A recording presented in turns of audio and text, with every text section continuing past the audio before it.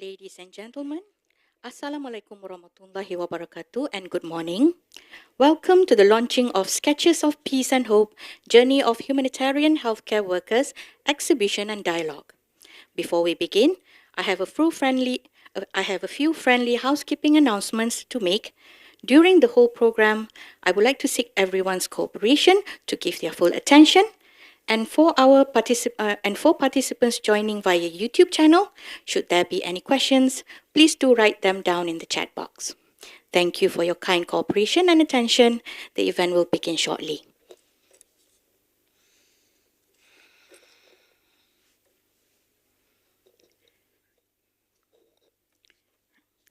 Assalamualaikum warahmatullahi wabarakatuh and good morning. Yang berbahagia, Tan Sri Zarina Anwar, Chairman Board of Directors Universiti Malaya. Yang berusaha, Profesor Dr. Sabri Musa, Deputy Vice Chancellor Student Affairs Universiti Malaya. Yang berusaha, Profesor Dr. Ong Teng Aik, Acting Dean, Faculty of Medicine. Our distinguished guest, Dr. Koh Ka Chai, Immediate Past President, Malaysian Medical Association. Datuk Dr. Zulkifli Ismail, KPJ Specialist Hospital Shah Alam. Dr. Muhammad Saleh bin Yahya, Deputy Director Clinical PPUM. And Associate Professor Dr. Aizura Shafinas Ahmad Dahlan, President University of Malaya Medical Alumni Association. Encik Mahbub Yusof, Senior Deputy Chief Librarian University Malaya Library. And also the audience who are watching us via our YouTube channel, Fakulti Perubatan Universiti Malaya, and who are here with us today. Welcome to the launching of Sketches of Peace and Hope, Journey of Humanitarian Healthcare Workers, Exhibition and Dialogue. I'm Anu Tahira Abdul Hadi, and I'll be your MC for today. We are living in an era where it feels like we are facing continuous crises. Conflict, climate change, and COVID-19 are just three of the major challenges that face communities around the world.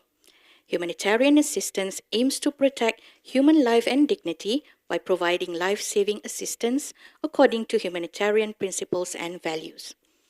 We are honored to have with us today Sister Matina Gulam Maidin and Mr. Heman Nagaratnam, who are very passionate about their cause. Sister Matina was involved in over 20 missions, and she used to sketch her surroundings to express herself. Her drawings will always give us a simple and positive outlook on the world. We also have with us Mr. Heman Nagaratnam. Mr. Heman is the head of mission or country representative of International Red Cross Red Crescent Movement, RCRC, Norwegian Red Cross. His spectrum is more on managing large programs in complex, conflict, and emergency settings. The Sketches of Hope and Peace exhibition consists of 20 sketches by Sister Matina. Her sketches are drawn from the heart, inspired by the beneficiaries in missions in Afghanistan, Malawi, Somalia, Lebanon, Iraq, Niger, Kenya, Yemen, Libya, Pakistan, Syria, and Tanzania. Today, we will also be hearing some highlights of humanitarian work for healthcare providers by Dr. Koh Ka Chai. And Datuk Dr. Zulkifli Ismail will narrate stories from the time he and Sister Matina used to work in the same ward, which is Ward 6B of PPUM. She then pursued her career in the States and a few other countries before embarking on humanitarian missions. Following that, we will proceed with the dialogue session with Sister Matina and Mr. Heman, moderated by Dr. Lam Chi Leong from Faculty of Medicine, Universiti Malaya. Now, I would like to invite Yang Berusaha Professor Dr. Ong Teng Aik, Acting Dean, Faculty of Medicine, to deliver his welcoming remarks. Please welcome, Professor.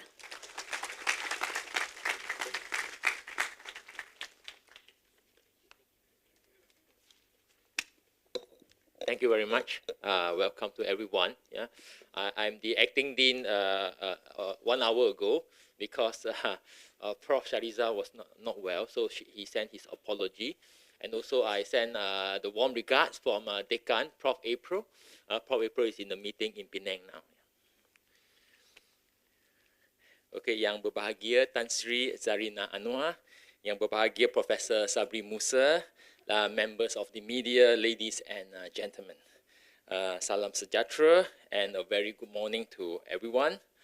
On behalf of the Faculty of Medicine, University of Malaya, I'm pleased to welcome all of you to the Sketches of Peace and Hope, Journeys of Humanitarian Healthcare Worker exhibition and dialogue. To me, that's very important. Faculty of Medicine is honored to host the event and work together with TG Danaraj Medical Library. We have a very strong library team, which we are very proud of. We hope that the Human Library Project can be a platform where we can come together, share experience, and learn from one another. I think that's the main purpose.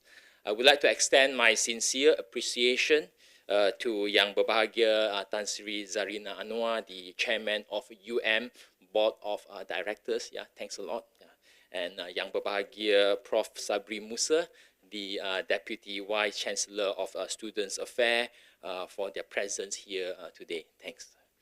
Allow me to also take this opportunity to congratulate the library and the Dean's Office of Faculty of Medicine for organizing this event. It's very special. Our sincere appreciation also goes to our distinguished guests of honor, Sister Martina Gulam Maidin, Mr. Haman Naganam, Datuk Zulkifli Ismail, and Dr. Kokachai. Yeah? We look forward to your sharing session later on. Sister Martina, Mr. Hammond, and Dr. Ko have made positive impact in the field of humanitarian and help set others on the path of volunteering through exemplary leadership, yeah, which is very important in this moment. The impact of the world's current multi-dimensional crisis, we see that all in the media, including the COVID pandemic, the fragile humanitarian crisis such as the war in Ukraine and the climate emergency represent challenges to everyone. It will affect every one of us. Yeah, there are opportunities that can be seized for innovative approaches. Yeah, we will learn later on that can build disaster resilience.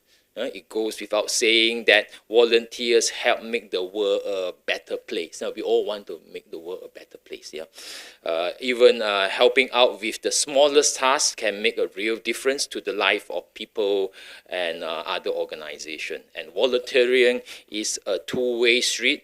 It can benefit you and your family as much as the cause you choose to help, yeah, every one of us. I was made to understand that this event is organized by the library as part of its changing roles, creating space and enlighten the minds with programs, people, and unique experience. So today we have a unique experience. By humanizing the library, particularly in this digital age, it's important that than ever to have meaningful and positive interaction in order to build a community feeling, creating a sense of belonging and not be socially isolated. I commend the efforts made by the library to achieve the objective. Before I end my speech, I would like to invite you to spend some time later on, yeah, to visit the booth. Sister Martina's sketches, exuberant optimism, peace and tranquility. Yeah, I saw some of the painting just now. Yeah, the essence that have been captured in the sketches will inspire us to continue doing good for the sake of humanity. Once again, allow me to thank Yang Berbahagia Tan Sri Zarina Anwar, Prof. Sabri for gracing today's event, and to everyone else here for making this event a success. I wish that you have a wonderful day ahead. Thank you very much.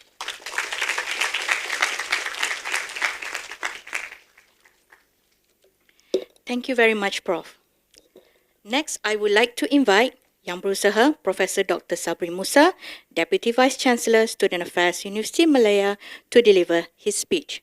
Please welcome.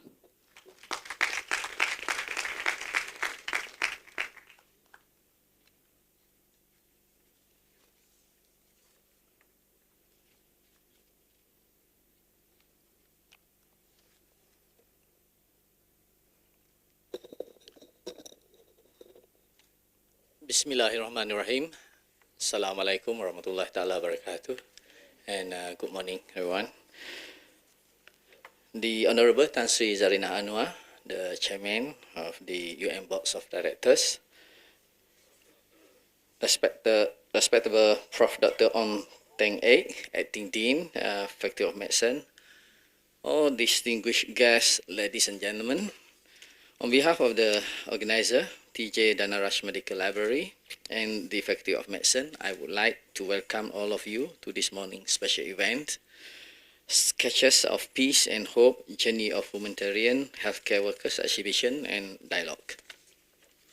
Before I proceed any further, I would like to extend my warm welcome to Yang Berbahagia Tan Sri Zarina Anwar, our Chairman of UN Board of Directors, who has taken her time off. I know she's busy day before yesterday even in Batu Pahat, that to make her time to be with us today. And to our distinguished guests, thank you for being part of this event. I might be here for until 10 o'clock because I got a meeting next door that I have to attend afterwards. And but I'm honored to be here because talking about library, I spent 5 years during my student days. Even though I'm a dental student, stay in CHS hostel. I used to come every night to study at this library. I strongly advocate the fostering of a collaboration between faculties and the library. I hope that the other faculties will take this opportunity to establish networking and build bridges rather than barriers in order to establish a common goal that will benefit our institutions. And to find solutions to pressing problems, we must foster diverse voices by making the university a place to which everyone can belong. It calls for collaboration that doesn't just span a greater number of research practices, but that draws together scholars across more distant disciplines to collaborate in most thoroughgoing ways.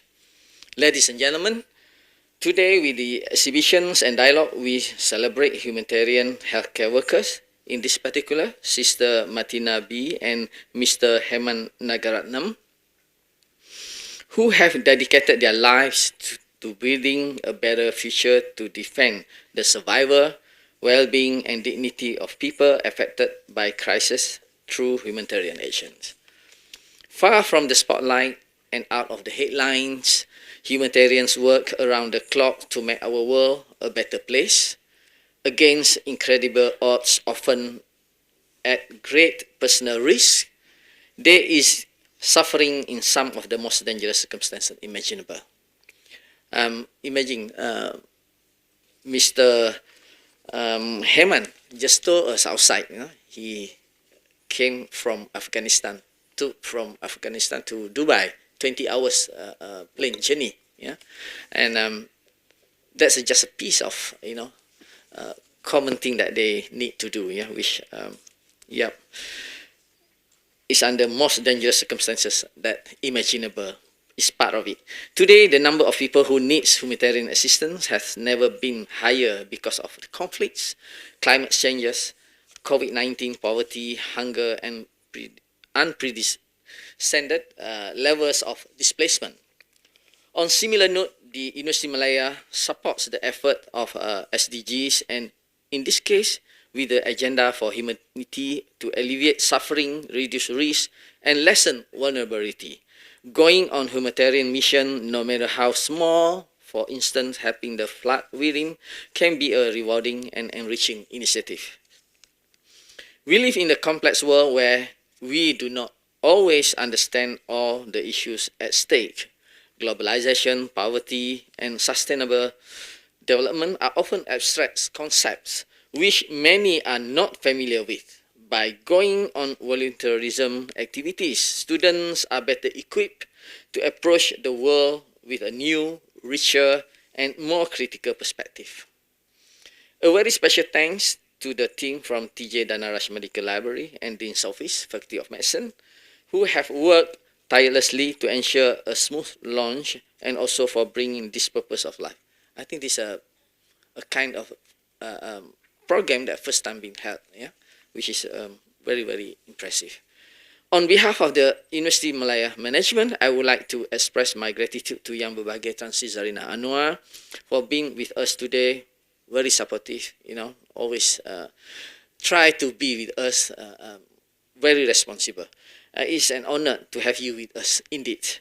Thank you for all the joining us in this momentous event. Thank you very much, and I shall end my speech. Wabillahi taufiq wa hidayah. Wassalamualaikum warahmatullahi ta'ala wabarakatuh. Thank you.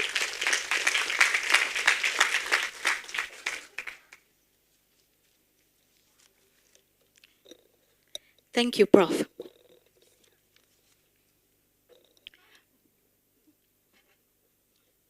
Finally, I would like to invite Yang Berbahagia Tan Sri Zarina Anwar, Chairman, Board of Directors, University Malaya, to deliver her speech and officiate the launching of Sketches of Peace and Hope, Journey of Humanitarian Healthcare Workers, Exhibition and Dialogue.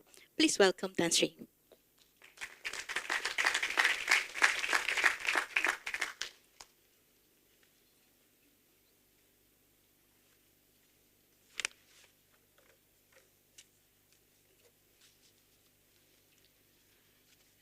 Bismillahirrahmanirrahim. Assalamualaikum warahmatullahi wabarakatuh. Salam sejahtera. It's always a pleasure to be here because I used to spend 3 years of my life many decades ago in First College. So this was the nearest faculty to us.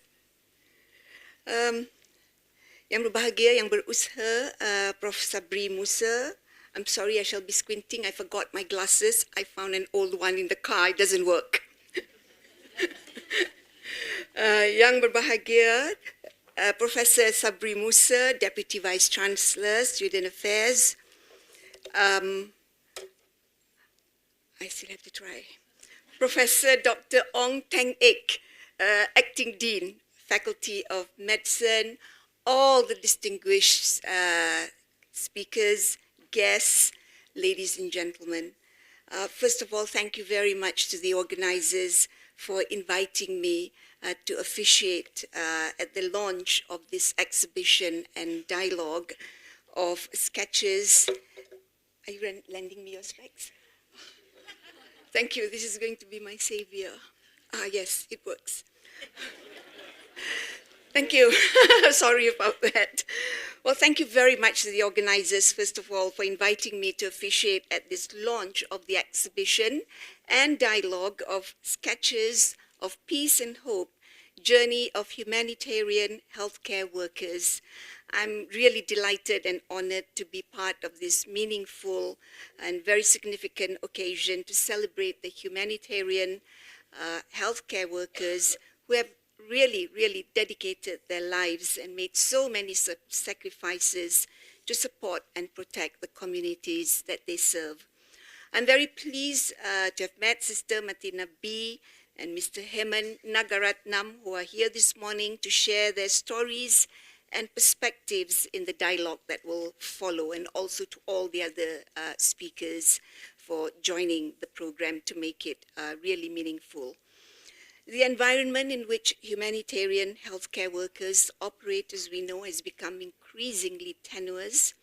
They are immersed in the crossroads of conflict and social and economic fragility.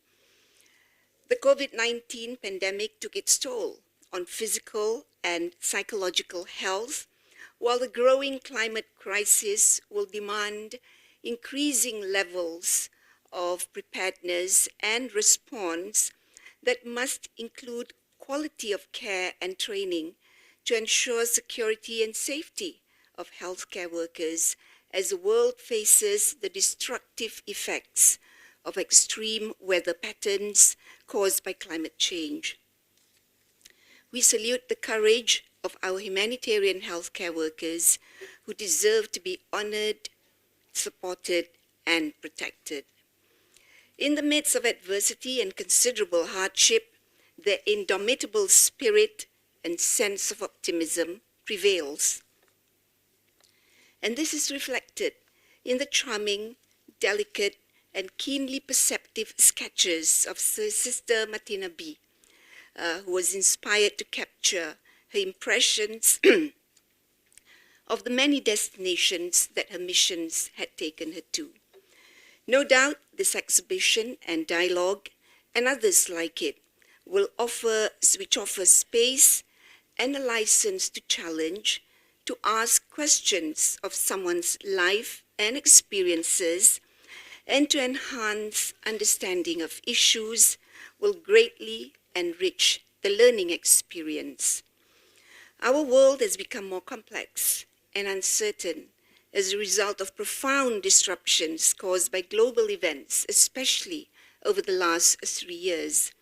The global pandemic, geopolitical tensions, rising inflation, supply chain disruptions, and the effects of climate change, amongst others, have resulted in one of the most complex operating landscape organizations have ever had to navigate, presenting us with a challenge at universities and institutions of higher learning of developing and nurturing graduates who will be able to succeed amid such an unpredictable future. I'm delighted, therefore, that the Faculty of Medicine is collaborating with the library on this human library project, an extension of the classroom and a place in which students can engage in a collaborative learning process and learn to develop more nuanced communication skills through interactions with people, sharing their lived experiences, developing empathy, and the ability to listen and reflect. It is what makes a better leader. I hope more faculties will take the initiative to do the same and leverage on the ability of the library to foster the combination of new and emerging information technologies and new ways of learning with traditional sources of knowledge in a user-focused, service-oriented environment that supports today's pattern of learning, teaching, and research. Ladies and gentlemen, on that note, I wish to warmly congratulate everyone involved in the organization of this exhibition and dialogue and wish you all a productive morning. Thank you.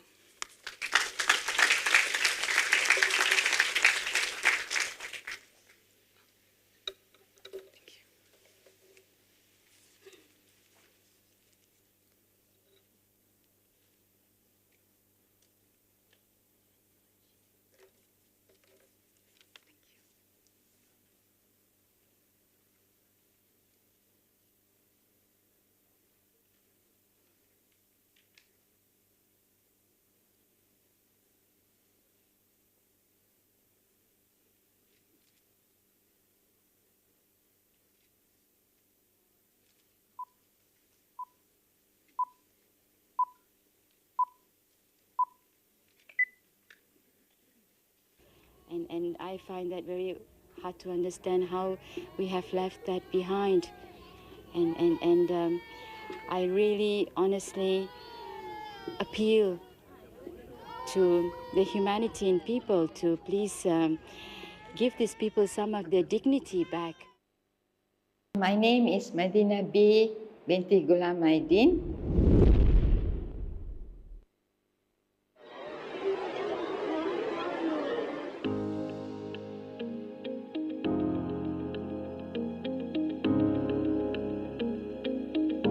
You would absolutely bring a smile to someone's face.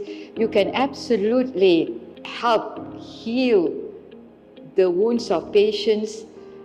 To know that absolutely you will make a difference in patients' lives and with their families. It is just up to us as individuals and our commitment that we want to do this. And really, it doesn't cost us too much, but we get so much back in return. You only have to live it to know what that is. And I would encourage any care provider, be it in the medical or not, also they can be serving in the humanitarian field, to take the road less traveled And hopefully one day it won't be the road less traveled.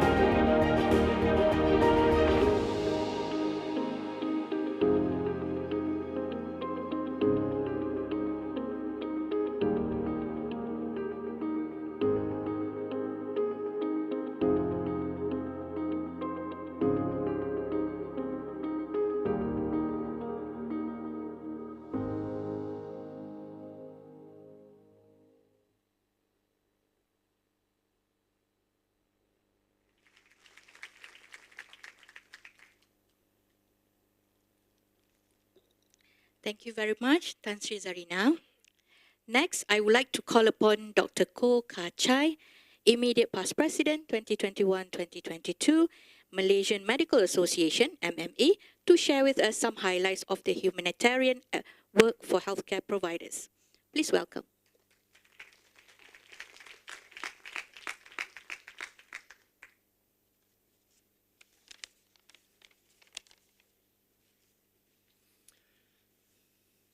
Very big crowd here today.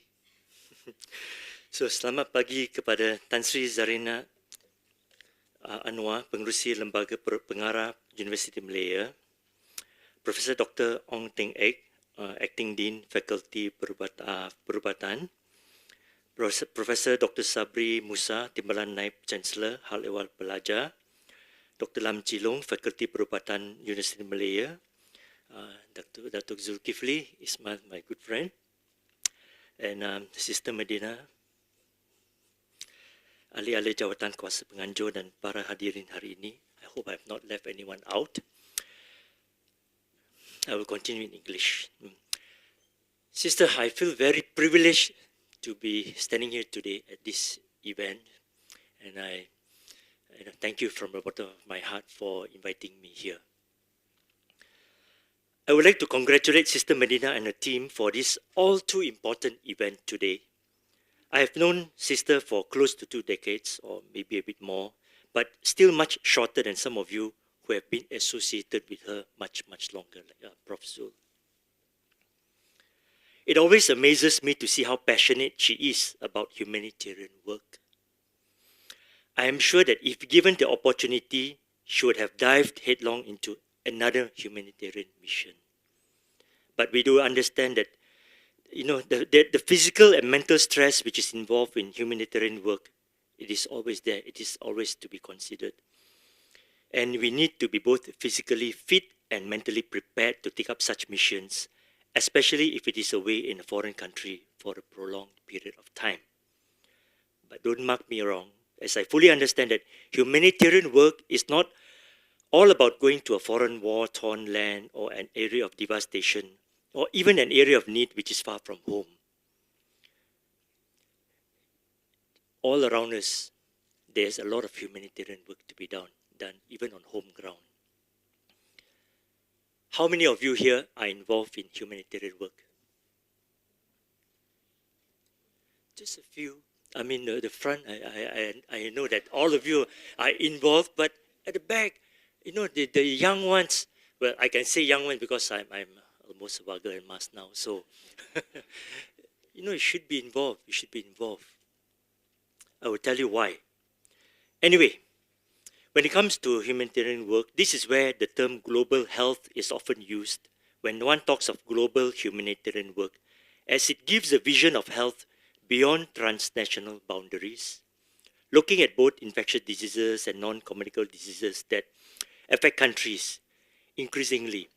Apart from war-torn countries and underdeveloped countries, there is the need to look at social and environmental determinants, and indeed, the keyword used by many now is climate change and how it is affecting the world. Humanitarian work need not be over national borders, but like I said earlier on, can be on home ground with the added advantage of choosing a time convenient for oneself to offer service to humanity.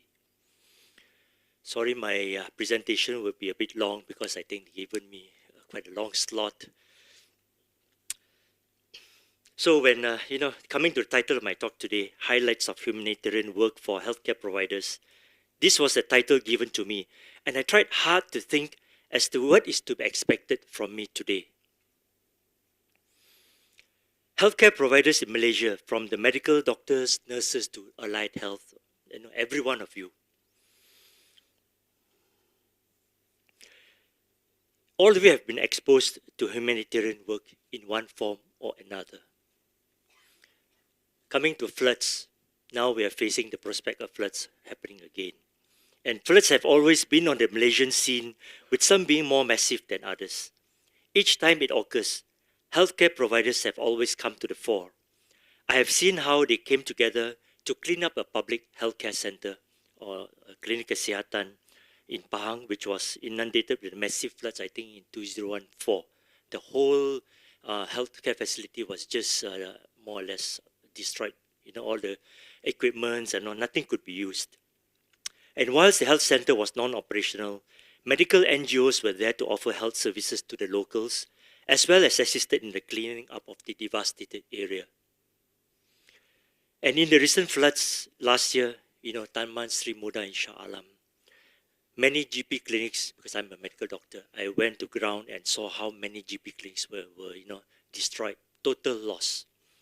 And from there, a shining star appeared. There was a clinic which was totally destroyed. They set up one sort of a tent outside the clinic because the flood waters had receded. And they were just putting some medication there. I thought it was some, medication which was sort of destroyed or spoiled by the flood, but no. They managed to get some fresh supplies, and they were giving the medication out for free to the people who were around there. Imagine, the clinic has been destroyed, the source of income is gone, and yet these wonderful doctors managed to get some supplies and offered basic medical care to the people who were affected by the floods. I have known doctors who dropped everything to fly to Nepal in the aftermath of the earthquake. These were my classmates. They flew all the way there. And even though flights were not easy to get at the point of time, they managed to get themselves there. And there were those who flew to Sri Lanka after the tsunami, and those who made the effort to be in the Philippines after the typhoon to offer humanitarian work or humanitarian aid. And this is in addition to those who went around raising funds that were badly needed. I couldn't leave my practice to go there. One of the selfish ones, always thinking of making money, GP clinic. But nevertheless, I spent quite a few days in a nearby shopping center where, we had to source for funds. And for the weekend, I got a very bad backache because each time somebody donates something, we had to just bow down. And it's a humility which you learn. Humility, because people will not just give you money like that. You can't just go around, please donate, please donate. You have to show some sense of humility and for people to understand that you are doing some work, for humanitarian work for people who need it. Also, there were some of my colleagues who flew to the Rohingya refugee camp in Bangladesh to offer medical aid to the refugees there. I'm sure you all know what is happening there. A lot of displaced people, the camps. I haven't been there, but from the photos which my friends sent to me, it's a very, well, I should not go into it because I think that there's still a lot of work to be done there, and I do not know, the political situation in Myanmar is not that good anyway, so we can foresee that the camp there will be there for quite some years more to come. And during the COVID-19 pandemic, now, how many of you were involved in, well, even if you do not want to say humanitarian work, how many of you were involved in doing some sort of service during COVID-19? Good. I would have expected more. But good. So medical NGOs were seen going around distributing free food to the needy. And as we very well know, many in society were helpless as they were out of jobs and forced to stay at home. And some healthcare providers did a wonderful job of providing daily necessities to such individuals. Remember not, Bendera Putih. How many families put up the white flags and how many went round to give the necessary aid to these people. It was sad. And we cannot fault the government because it is something which was unforeseen, but all of us did what we could for the people. And what about the voluntary medical teams who went to the aged care centers as well as homes where the elderly couldn't come out for their COVID-19 vaccinations? All of us could queue up for our vaccines, but those in the aged care homes and those elderly who were stuck in their own homes, they couldn't come out. So medical teams went to their homes and gave them vaccination. And what about those areas where there were indigenous settlements where, those places which were sort of like out of reach, and a lot of undocumented migrants were there. And the moment somebody comes in uniform, somebody comes, a person of authority, if they were to come to the place to give the vaccines, they would just run away.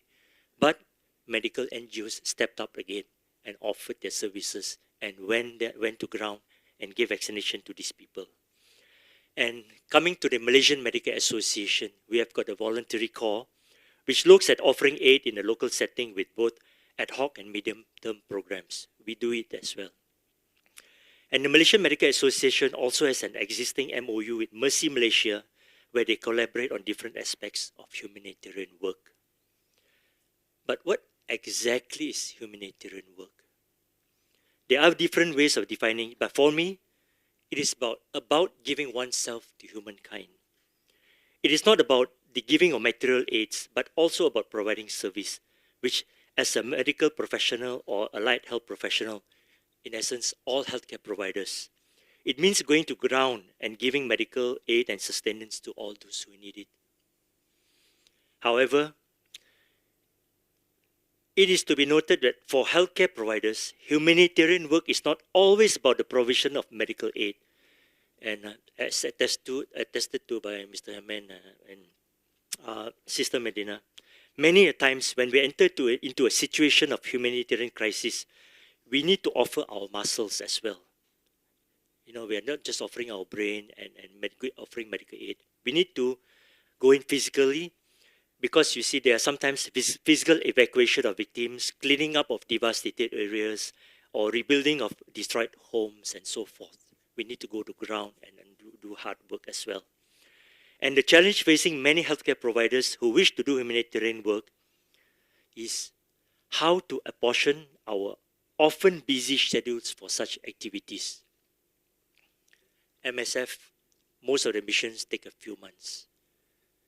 Even Red Cross. Of course, now there are many who are offering missions of up to a few weeks. Even Mercy Malaysia, they are offering weekend missions now, because many people who are in the healthcare, so-called healthcare business, or who are working in healthcare, it's not easy to have our free time and a portion of time to go for such activities. And many organizations do not want to be away from work for a prolonged period of a few months, especially if it is to provide aid in countries which are in conflict situations or in other situations of need. Even missions to areas of natural disasters may require the medical professional to be away for a few weeks at the very least. And we know that many health professionals have a family. They need to ensure that responsibilities to the family is also there, and they cannot forget their own family when they offer aid to the needy. There have been instances where aid workers do bring their families along, but of course these are far and in between, and mostly only involve couples who are both dedicated to such humanitarian work. I've seen a sharing session where there was MSF where a person had brought his whole family. It's not easy, but I saw how he managed to get his children involved. They're all young kids. They were involved in that. So humanitarian workers will need to achieve a delicate balance between your work life, family life, as well as humanitarian work. Many NGOs do offer services in local settings which only require a sacrifice of a few hours of a person's free time, usually in the evenings or on weekends, unless there is the situation of dire emergency which requires an immediate mobilization of volunteers. Healthcare providers are trained to offer aid to those in need of medical care, and it is a vocation or profession where they work for remuneration. What I'm trying to say is, all of us, we work for, we have for our gaji and all that. So, in contrast, generally, humanitarian work requires a sacrifice of not only time, and since all of us are full-time workers, it may also entail a loss of income for us. So that is a challenge as well, right? You have to give up your time and also give up part of your income. Unless you are remunerated by some NGOs who have a budget for that. And I know that there are some NGOs who do, remunerate healthcare workers who go for missions and all that. But that is more for sustenance and not for an income as such. So why do many healthcare providers offer themselves up for some form of humanitarian work? If you were to ask them, in all likelihood, you may not get a very specific answer, except that there is a sense of personal satisfaction of being able to give to society without asking for anything in return. If you ask sister, what have you gained? She will not tell you that she gained in material, material terms and all that, but she has gained a lot, if you know what I mean.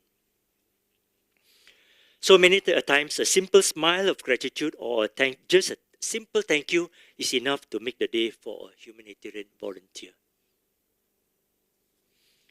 Missions which involve the provision of medical aid may only require basic skills when it involves a primary care medical camp, which only caters to basic health needs of the people. However, there are times when specific skills are needed. And that is when those with the required skills are chosen to assist in the mission. I'm sure Mr. Hemant, when there are people who applies to go for mission, he will vet through them to see where they have the required skills. However, whatever it may be, there is the need to be able to synchronize and work as a team. So it's all teamwork.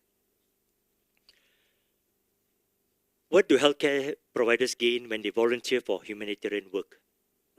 Of course, we know there are some who develop a career out of humanitarian work in the context of global health.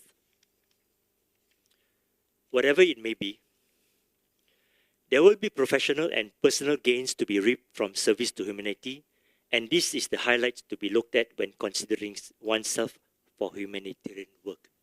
So now coming to the highlights of humanitarian work. On a professional level, whether you are a medical doctor, a nurse, or any of the allied health personnel, you will be able to look forward to hone your skills. I know you all have got skills, but you need to polish it up. And when you go for such humanitarian work, you will be applying your skills in different environments with varying levels of demands. Skills acquired during normal training can be improved further, because a lot of times when you are thrown into the field, you are not in a controlled environment like you're in a hospital or in a clinic. You are thrown in the field, right? Whatever skills you have learned, you have to put it into practice, and you will find that you will improve your skills further when you are in such situations. And you may even acquire new skills from your other team members. And the experience gained during humanitarian work will enable such healthcare providers to function better during their normal course of work, as it will help to broaden your horizons on the application of expertise. Once each time you come back from mission, you find that you have learned so much, you have got so much of a new experience. Then there is the need to work as a team. Such voluntary work can also train us to be an efficient team leader.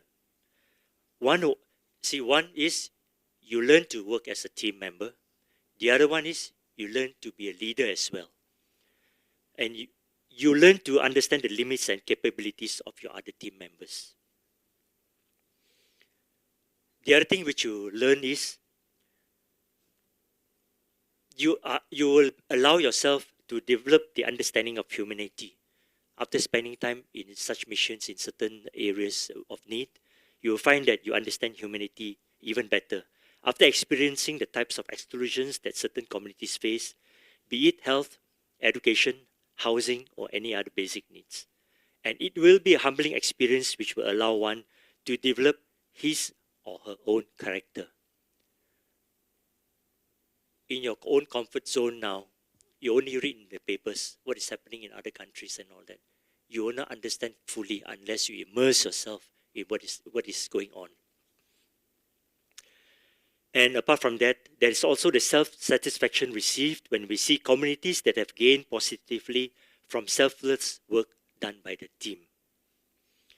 So personally, I'm nowhere near the selfless volunteers of humanitarian work, some of which are here today.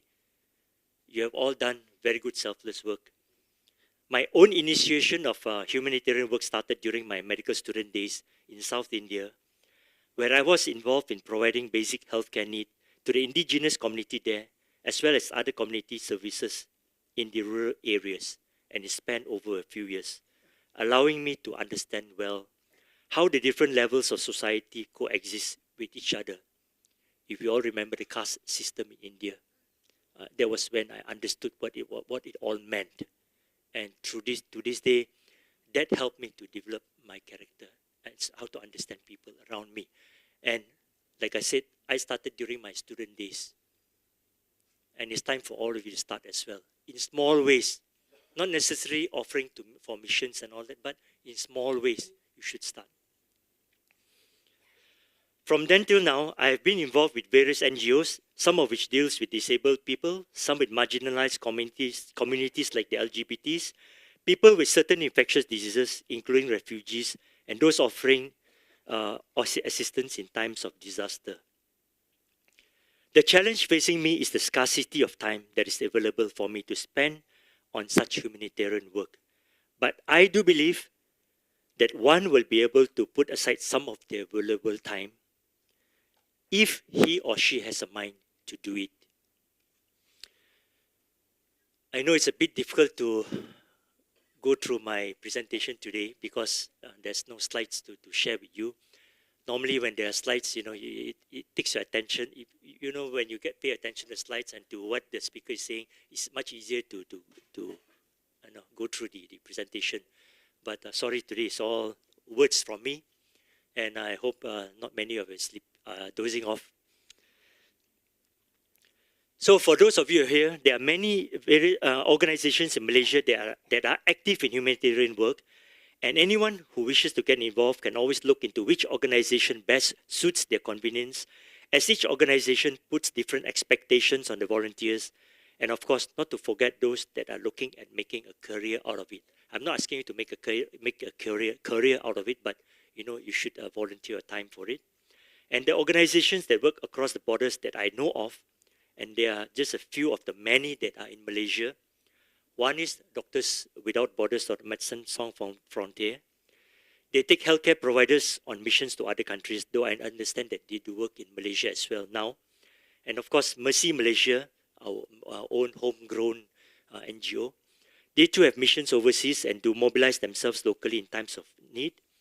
And Tzu Chi International Medical Association, they do regular work with the marginalized communities, the aged, cancer support, and others as well as mobilization in times of calamity. And of course, all the other organizations which many of you would have heard of, like the Sikh Society, Mai Kase, Magna, South Singlam, and all the various soup kitchens. And how many of you know about the soup kitchens which are available in, at least in KL? Very good. And these are the places where you just need to spend a few hours in evenings when you are free. Just go and assist and help them out.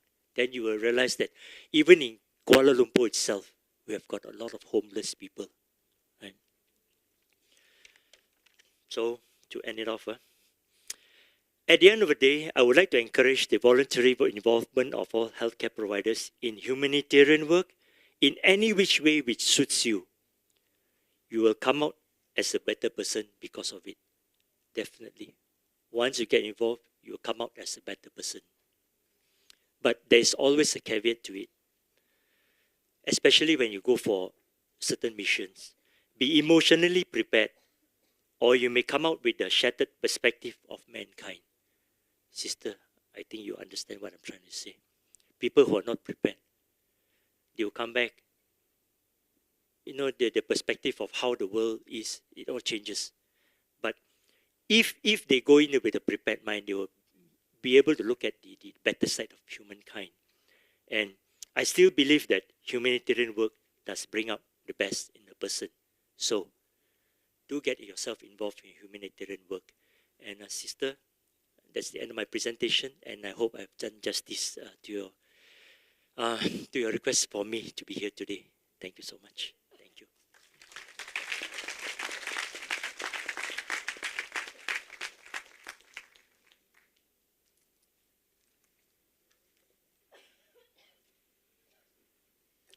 Thank you, Doctor, for the inspiring highlights. And now we would like to invite Datuk Dr. Zulkifli Ismail, who will share with us on how it all started. Please welcome Datuk.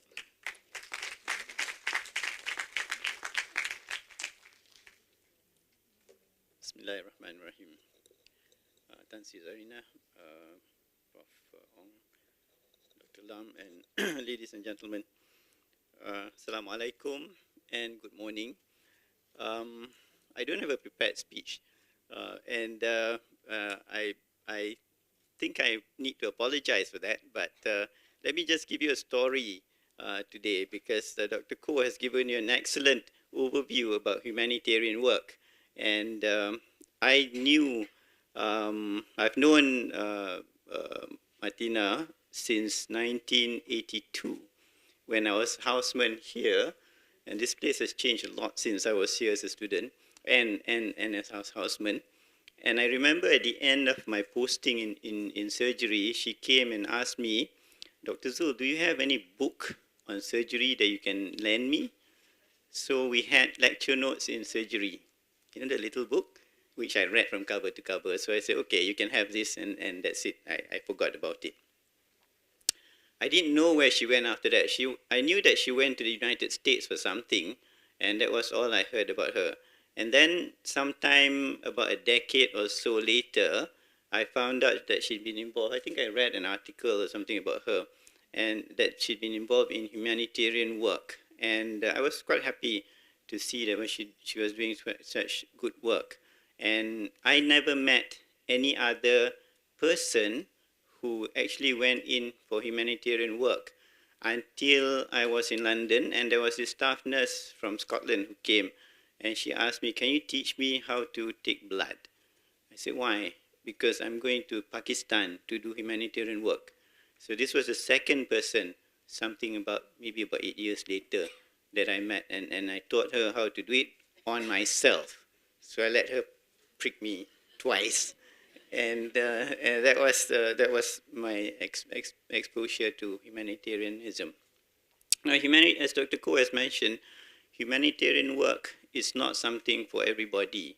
There's a lot of it takes a lot on your emotion. It takes a lot on your physical abilities and all that. And I admire Martina because she has gone through all that and all the hardship that she's gone through. Even Herman said that he traveled all the way from Afghanistan to Dubai and all that, taking 20 hours of flying time, and sitting down for 20 hours is no joke on your butt. The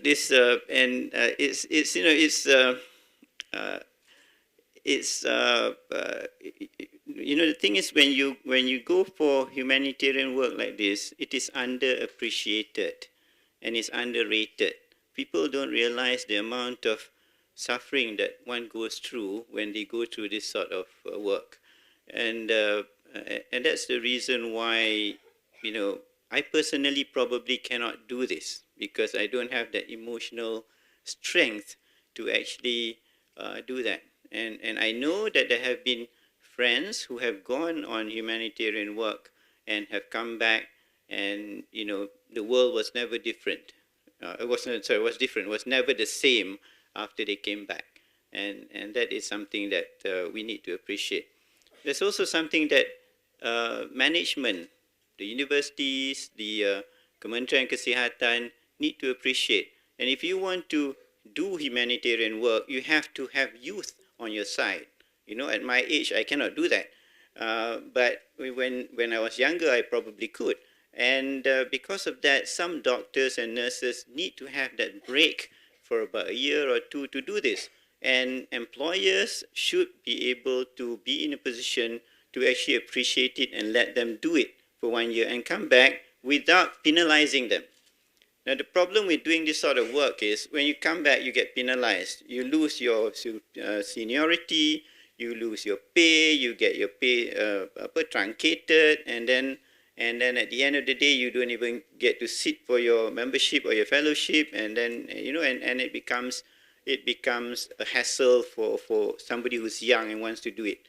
I think that as far as the Ministry of Health, the universities, here, and maybe UKM also, to actually allow some young people who want to do this, allow them to go out and then embrace them and let them come back so that it is of benefit to the world. Now, for doctors, I think a lot of doctors think when they graduate what they want to do, they choose one of the fields, surgery, medicine, pediatrics and all that, and never think of doing this sort of thing. And we hope that this will open up the minds of the younger people, the medical students and the young doctors, that this is a field that they can go into. There are a lot of agencies. There's IMARET with the Medical Association. There's all sorts of agencies that actually do that, and these are voluntary work that the young people should be involved in. I see the videos of the people from IMARET. IMARET is the Islamic Medical Association Rescue or something, kan? And that group, I see the videos. It's like going into the jungle to the Orang Asli settlement. It's something that I used to do before for research when I was in UKM, but I didn't go the hard way like they did. And also we hope that it will also inspire the nurses to see, when you see the paintings or the drawings that Martina has drawn, we hope that the nurses will actually be inspired to go in this direction instead of, my nurses now. I'm in a private hospital, okay? So now, right? I wasn't in a private before. I was in the public hospital for 23 years, right? Now, most of the nurses, when they think of career development beyond the hospital that they work in, is always to Saudi Arabia, to Dubai, to all these countries where they can make money and come back. That's not wrong, but there's also an opportunity for you to look at humanitarian work, which is something that's beneficial for people who actually need our skills. So that's the message that I want to say. So I'm going to end with, since I've got no prepared speech, right? I'm going to end with the end of the story about Martina, because after years of not seeing her, I think 20 years later or something like that, she suddenly came up and called me and said, "Can I see you?" So I said, "Sure." And then I can't remember whether she returned the book, but she asked me, Is there anything I can get for you? I'm going to the US again, and then is there anything I can get for you? I said, no, there's nothing I need. I've got everything here. Then I remembered there was this very expensive book on the neonatal cardiology that I wanted to buy. I always wanted to buy. It was so expensive I didn't buy. I looked at it many times. So I told her I've got this book that by Freeman. I wanted to get it, and I thought that was it. I said goodbye to her, and then we went our separate ways, and I got back to work and all. And I think a few months later, I got it in the mail, the book. And thank you very much, Martina, for that. So, yeah, okay. Yeah, I'm sure she did.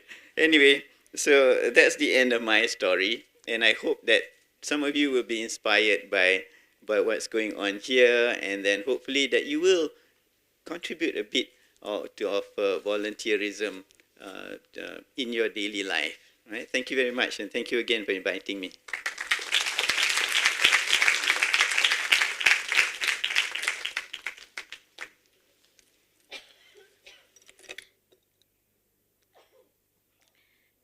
Thank you very much, Dato'. That was very enjoyable to listen to.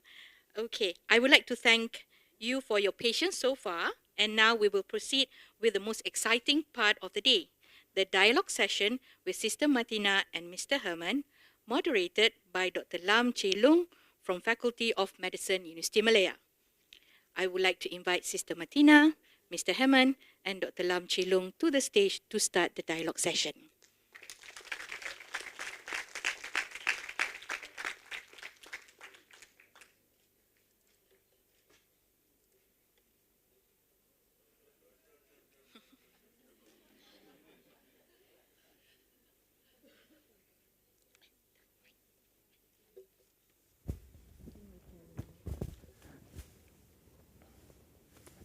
Yeah, we were testing.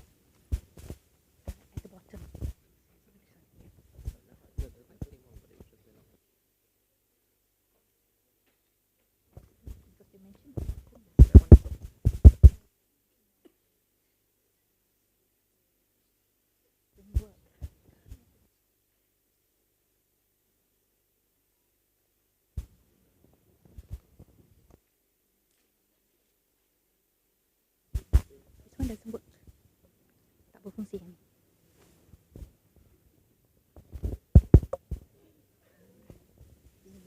Can I have your mic, please? I don't know. Where's the bottom? Okay.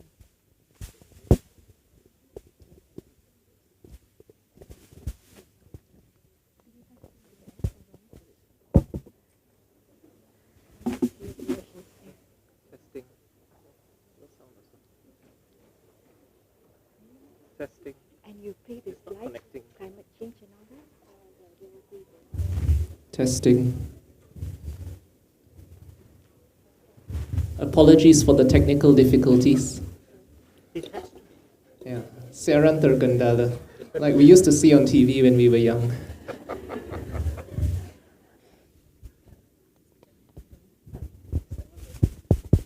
We have to choose the baby.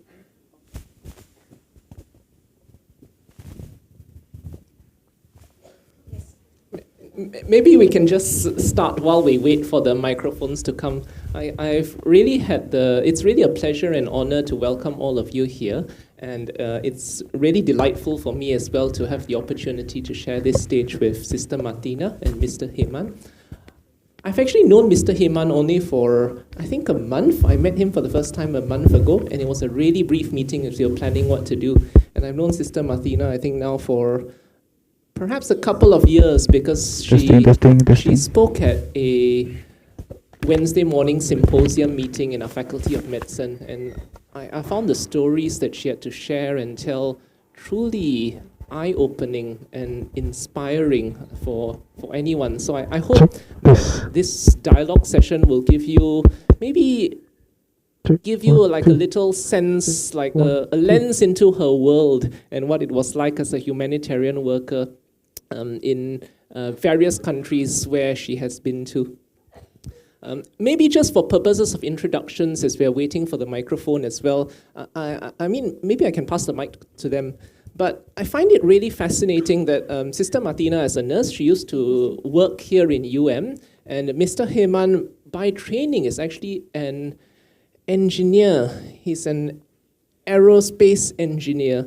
So it's really interesting that the two of them, even though they've come from very different backgrounds, their lives and paths have converged in this humanitarian line. And if people outside the Faculty of Medicine think, oh, humanitarian work maybe is not for me, here you have an aerospace engineer who is very actively involved in humanitarian work now. So perhaps for starters, can I just ask Sister Martina, can you share a little bit just about your journeys, how things began in humanitarian work, what led you there? First of all, I want to thank Faculty of Medicine and TJ Danaraj, library staff, Puan Zana, Dr. Ranita, for taking on this human library project. It's been such a joy. I have had so much laughter, and we went from moment to moment, and within 2 months, we made a dream come true. I mean, who would have thought? I was a student nurse here in 1978, and here I am in 2022, sitting here in the same library that fired my imagination while I was reading American Journal of Nursing. I was so spellbound by the knowledge that the books here provided on nursing that I pursued to take my nursing board in California, and kept on studying to renew my US license. And after that, I went to work abroad, but never stopped coming to this library.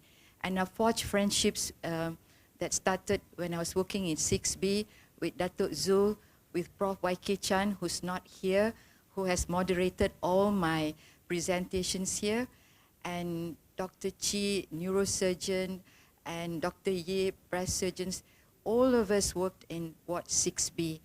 And it was such pleasure to work with these doctors. They were housemen, and I was a staff nurse. We were always fighting, I remember even fighting with Datuk Zul. I mean, he would just go for his break, and I'll call him and say, "You got 2 more patients to clock," And he'll come and he say, "I haven't had my lunch," And I'll tell him, "Okay, I'll order you a late sandwich," But most willingly, we got our work done. So it was such an enjoyable time that I worked in 6B, very hectic, 3 cardiac arrests in 1 shift, neurosurgical ward. But working in that neurosurgical ward was what drove me, in the humanitarian work to work in the war-wounded surgical patients, because it was surgery again. So after gaining clinical experience in working in hospitals in Malaysia and around the world, I decided to give back, to transfer my clinical experience in the development of health systems in marginalized countries. And what maybe move away, the turning point from regular hospitals to humanitarian work, was that I had my first experience into it while I worked with the Vietnamese boat people in 1983. I took a short break from regular hospital work because I was curious when I saw on the TV these people landing on the coast of Terengganu in Pulau Pidong. I wondered, who were they? Why are they here? How can I help? These burning questions was what drove me later on to embark in humanitarian work, I would say consistently. So that curiosity and the knowledge that I know that I can help, and using my nursing clinical experience was what that made me perhaps take the route less traveled and embark into the humanitarian world. But it all is founded on me nursing my patient in Ward 6B. It's on the same principle, but I was just curious. I wanted to take it a step further, and then I branched off to the remaining parts of the remote part of the world. Thank you so much for sharing that. I'll come back and ask you a little bit more about your journeys around the world in time, but maybe just to hear Mr. Heman's story as well. I'm sure as you trained as an aerospace engineer, you didn't think that I'm going to wake up one morning and think, I'm going to be a humanitarian worker. How did you go from that background into humanitarian work? Good morning. It's nice to see all of y'all. And first, I would like to say thank you very much to our colleague Puan Zana and Dr. Anita, because this past months I've been driving them crazy a bit, because they've been sending me emails, please send your confirmations, pictures, and due to internet and many difficulties in the field, so I continuously driving them crazy. So again, thank you for your patience, and a warm welcome to the honorable guest. It's a pleasure to be here, and also good morning to the future. Yeah. Humanitarian, I have no clue, honestly. Yeah, absolutely. Like everybody else, we have a dream, and I wanted to study in overseas. So I studied engineering, aerospace, aviation, aeronautical technology, and got the opportunity to fly to Australia. Complete my studies, start working on that field. It's true, one day, happens to be I made a colleague of mine, and her partner came for a Malaysian dinner. It's a Malaysian night with a couple of Malaysian students and so on. As a former student, I was there. And we talk about humanitarian. And they were explaining about this gentleman was working through the tsunami, yeah, and explaining about Doctors Without Borders. So I said, what? Medicine Sans Frontier. The first thing came out in my head was, is it French? No, I am not a French supporter. I'm a Brazil supporter. Then I moved on. So time goes by. One day I started reading a lot of articles, and very much, of course, we all know about UN, Red Cross. And I started reading a bit more on Doctors Without Borders, Save the Children, just one evening. And inspired with the stories, and I started thinking, what can I able to contribute? Or actually, am I qualified? And the next day, I decided to write an official letter to United Nations military squad, because there's two kind of UN. One is the blue, one is the red, one is the black. The UN is the peacekeepers. Sorry, the black one is the peacekeepers. The blue one is the humanitarian sector. So I applied, and I applied for Doctors Without Borders with no hope, honestly. 2 weeks later, I got a phone call. I got an interview in care. And it's weird, honestly. They plucked me in a room, a small room, no windows, and they give us a task how to do humanitarian response. And I have no clue. However, with the group work, it's a lot about group works. There's a lot about not only, there's plenty of different professions, like an engineer, doctors, nurses, midwife, paramedic, biomed engineers, administrators, finance expert, because it's an entire organization. This is including when you're running on operations in the field level. And I never thought I would get selected. First mission, straight Southern Sudan. Today it's called South Sudan. That was amazing. Arrived in the middle of nowhere. No mobile phone, no WhatsApp, no Telegram, no Skype. Holiday every 3 months, middle of nowhere. If you're happy, if you're lucky, you get airdrop food. That means canned food, I'm talking about. And no light. Water, you need to dig yourself. That's why we have water engineers. But one thing I learned is, how can I be complementary working with the medical professionals? Because there's a lot of things we can learn from each other. From the medical to the non-medical, and through that, how we can find the best solution in the middle of nowhere, because there's no technology. How we can get closer to the beneficiaries. So, a short version of my journey. Thank you, thank you. I mean, it's really incredible to hear that, isn't it? Because I imagine that many skills in the field are very transferable to work settings as well, and maybe even in our hospitals and in our medical schools and how we work in the nursing colleges. I imagine that many skills are transferable if people were just inspired to go and learn and develop and grow as well. So, Sister Mathena, could I ask you next? Because I can see a lot of nurses here, and maybe if they'd like to know what it's like for a nurse in the field, can you share a little about what an average day will look like for you? I guess no day would be the same, and depending on where you are and what you're doing, it may be different. What would an average day look like so that they have a sense of what life is like outside in another country? Okay, since I said I worked in the surgical unit, I naturally gravitated to work in conflict zones because that's where we treat war-wounded surgical patients. So I'll either work in the ER or the post-op unit. And so when it comes to conflict zones, so these are emergency response missions. So we are, literally we have to hit the ground running. And when, say for instance, if I look upon, I'll take Iraq for instance. I worked in the ER unit, and so in the ER, we start early, 7 o'clock, and we work with national staff, counterpart. Part of our mission is also not to do the job ourselves, it's capacity building of the national staff, so that when we exit, we leave behind our clinical skills, our equipment that we bring, and we develop their infrastructure, we rehabilitate their ER and everything. So the idea is always to leave behind our skills and not to do the entire job ourselves.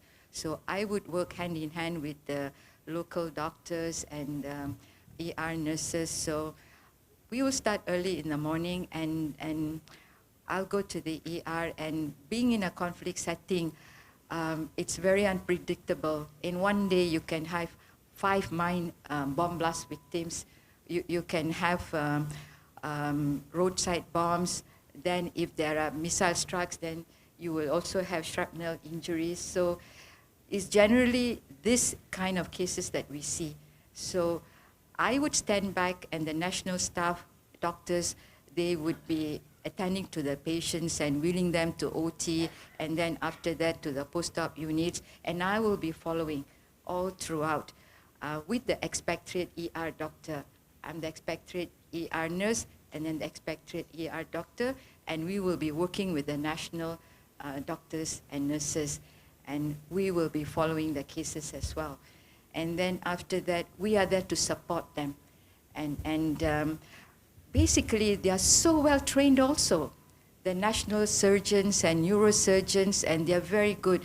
We are there financially, we bring a lot of equipment, and we write proposals, say, if they need a burn ward, then we write the proposal like I did once to upgrade the burn unit. And I must say I got 40,000 USD, from the USAID, the donor, and then they upgraded the burn ward, So we are there to complement the national staff, medical professionals. And a day can begin from morning 7 right till 7 at night, and it depends. If there's further bomb blast, then it can go 24/7, and so it can be very intensive. So when I was in Iraq, I remember one day, I was waking up in the morning, all ready to go to work, and I was standing in front of it was International Medical Corps at that time, in front of the office, and I got into the car to go to the hospital, and 15 minutes later, exactly where I was standing, there was a tank that was approaching, and it exploded. And I missed the bomb blast by 15 minutes. And where it exploded, it created a big, huge crater. And it was in front of the Italian Carabinieri. That means they are the police. 28 of them was killed. About 100 local Iraqis were killed. And I knew what my task was. Immediately, ER. It was Nasiriyah General Hospital. We were all standing by ready to receive casualties. So this is what happens when you work in conflict zones. So we have to be prepared. But that was a narrow escape. It was totally unforeseen that how that tank can come slowly and explode in front of the Italian police force. They were targeting them, but we 8 organizations happened to have which we should not have probably, should be away. And so that is not a typical day, but a typical day can be just treating mine victims, the post-op care, and yes, these bomb blasts take place. So, when I was in Yemen as well, it's the same thing. Airstrikes from Saudi, which will hit the Yemen border in Sada, and the moment we hear the planes coming, we already know there's going to be a missile struck, and we will run to the ER and brace ourselves. But it is increasingly better because, like I work with Doctors Without Borders, and they give their GPS coordinates to the other armed conflict parties. So hospitals are off zones, so they have to, adhere to rules of Geneva Conventions and humanitarian law. So we are very well protected in that sense by 8 organizations. So that's how a day can be, but a lot of the times it's also calm because it's the aftermath. We take care of the post-op injuries, and you will see some later in the pictures. So I'm used to that. So for me, a day will end like that. Start taking care of the patients in the ER and post-op, and then we brace for the next onslaught of whatever happens. Yeah. It sounds like such a world apart from where we live in at the moment. I'm just wondering for all the nurses again, I'm just trying to think as to what they might be thinking.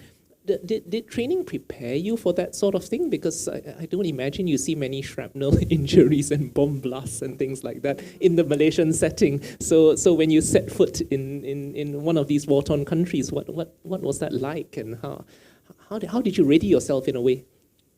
My training in neurosurgical ward in 6B and in all the other countries working in the surgical ward, it was enough. It was courage that was needed. The clinical skills was enough. And we improvised on the field, and what takes is sheer determination and willpower. That I had to work on, because it's sometimes hard to see. I mean, when you they bring in a patient to the ER, you open the door and there the brain falls on your feet, so you don't see that in the ward here. It's very sanitized. The patient comes from OT, it's just a main abdominal wound, you have to open and check and, do the dressing and that's it, So it can be very traumatic to see these war wounded patients, but over time, you're on an adrenaline rush, so, because you work as a team and you just go straight, to what you need to do. You would be surprised that you can do that. You can do that. Because after 21 years of working in surgical ward, and we have cardiac arrest, and we have motor vehicle accidents as well, so it just magnifies a bit more, but believe me, we can do this. Yeah. That's hugely encouraging and reassuring as well. And maybe, Mr. Heman, can I ask you in turn, because again, I'm sure when you send people on missions, there are there's a preparedness, and there's some training that I imagine they would need to undergo before at least feeling more prepared and equipped to deal with the settings that they're going to. Can you share a little bit about that, just in case anyone wants to volunteer? They may know what they'll have to go through. Okay. Most of the international organizations, when you apply, after your interview and so on, you will go for the pre-departure training. Yeah. Usually it's held in different part of the country, depending on the schedule of the year, according to the organization. In this training, you're going to meet people coming from different part of the world and different professions, from doctors all the way to, let's say, an accountant. Yeah. And it's a 10 days training. The 10 days training the first 2 days is team building, and you're going to meet people. How are you going to get along with the people coming from different part of the world, different skill sets, different language, different culture, different religion. And this is my personal opinion. I think this is where, as a Malaysian, we have an advantage. In Malaysia, we grew with a different culture, different religion. We know how to understand. We know how to adapt. And my best friends, coming from different ethnic group as well. And this is where is the first 2 days of meeting and greeting. And then the third day is, then we will bring you through what this mission is. What do we expect? What is the reality check is?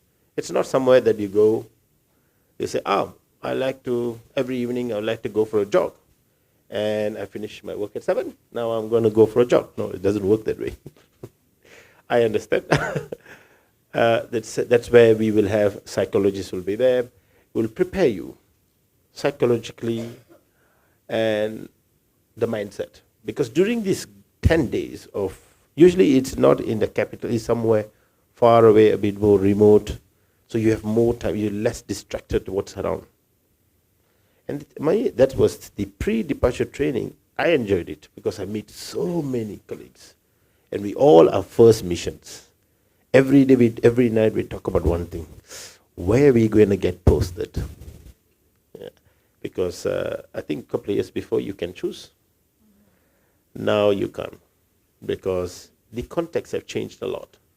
Because there's two differences. One is natural disaster. Another one is man-made disaster. For the man-made disaster, you have to go through several trainings. Because it can be extreme to another extreme. Yeah. However, of course, there'll be an experienced people in the field to guide the first missioners. Yeah. So after the 10 days, this is where the waiting period. We're going to sit there and thinking every day when I'm going to get the email.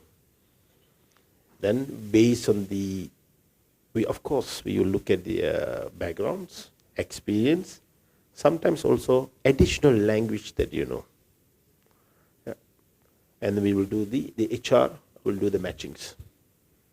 So once the matching is done, the profile will send to the country level, where the country representative like me and my fellow, because I have several departments like health department, finance, etc., we will quickly review the recommendations and we can say, yes, please send the person. So this is the entire process. But again, sometimes waiting it's a killer, but usually we take time to match as much as possible the right person to the right location. During this process, we also call, when we're doing the offer, we would like to know how you feel about it. Because today's world, we have all Google, a lot of information is available, yeah? So we would like you to sleep over it, think about it, maybe talk to some of the experienced ones who've been in the field before, your family members, your friends. Because it's all as a process, how you want to go to the field. So I hope I answered your question. Yeah, so you're not sent out on a limb and meant to survive and dropped into the pool and expected to swim. There is some preparation beforehand that I think the better organized NGOs who send missions will probably have in place prior to sending you on the missions as well. I'm sorry, I forgot to mention at the start, there's going to be a little bit of time at the latter stage for questions and answers. So if you have anything you really want to ask them, I'm just going to go through a series of things with Martina and Heman, but if you have any burning questions, save them for the end, and then I will pass, if you come up to the aisle, and we'll give you the floor to ask your question to either of our guests, okay? I have to ask this next without wishing to sound too rude. I think on one hand, it was mentioned earlier that some missions by Dr. Koh, they are entirely voluntary, but I'm conscious as well that people have bills to pay, mortgages, for example, car loans, various other things. If I were to decide, I want to go on mission work, for example, is there any remuneration in order for you to be able to survive, sustain, support loved ones in the longer term? It's a very real question. I would think about myself before undertaking such a venture. Yes, big organizations like Doctors Without Borders and Red Cross, they give allowances. That is, aside from field allowances, from transport is fully provided, plane ticket from the moment you even need to get to the airport, airfare, everything is provided, accommodation. So when you arrive on the field, there's a daily allowance also given for your food. And from there, we chip in a little bit for the food. We put it in the communal box where it's provided. And then our salary will go into our account. So I would say, you can get through, if I'm not wrong, Euro 1,000, it's what you get to start off with, and everything else is paid. So for me, that was ample because I didn't have that many commitments. So, but even bigger organizations like Red Cross, that could be double the amount if I'm right. Now she put me in the spot. Yeah. Okay. Yes, most to the international organizations, they give you benefits. Yeah. And so one part, just to give you, I'm not the best administrator, but I can explain as much as I can. Of course, you have your main salaries, which is going to your bank account. Your benefit depends on the locations. Some locations consider as extreme, means you can't go to restaurants, nothing. You go to the hospital, or the clinic, or the mobile clinic, you come back home. And you have beautiful four walls. And sometimes you have housemates who you can get along. Sometimes you can't. Just imagine having a vegan. I'm not vegan, sorry. I do have a housemate vegan. It's not easy. Yeah. And until your next R&R, you have to. That's your day to day. That's your life. But again, so all that is the different types of benefits. For the Red Cross or UN system, because Red Cross and UN, it's not INGO. It's an international body which is part of another level of humanitarian decision makers. INGOs is international organizations like Dr. Sudha Brothers, Save the Children, Mercy Corps, Mercy Malaysia. There's plenty. All of them do provide certain remunerations. Yeah. And this is also linked to your experience. And just imagine if you are a specialist, usually your mission is also shorter, because we do know you are needed, or you have commitment back in your country. So you always be brought for very short missions, and pretty much you have to work between 12 to 15 hours because it's an emergency. Yeah. So they do have it. But again, you need to explore what you really want. Now, talking about volunteers, that's another sector. You still can go as a volunteer locally in Malaysia. You get certain benefits. You still can do volunteer as well, international ones, internships or volunteer. You will get benefit. It's not sums of salaries, because legally you need to be justifying as a larger organization. So of course, we get exempted by international and different countries. However, we need to have a legal perspective. So they have two different sectors. But again, humanitarian today is a broad sector, and it's been not so much exposed in Malaysia because we live in another bubble. Yeah, doctor, lawyer, engineers. That's what my mom told me. Yeah, and that's what I thought. Actually, I went to a medical school. I'm a dropout. I didn't really like it. I think I'm not competent enough. But now, actually, I'm managing large medical programs. How things can change. That's what I'm trying to say. You're ordering the doctors around now rather than being ordered around instead. No, we have the medical coordinator for that. I do not. But it's all about team working ultimately, and partnerships with others.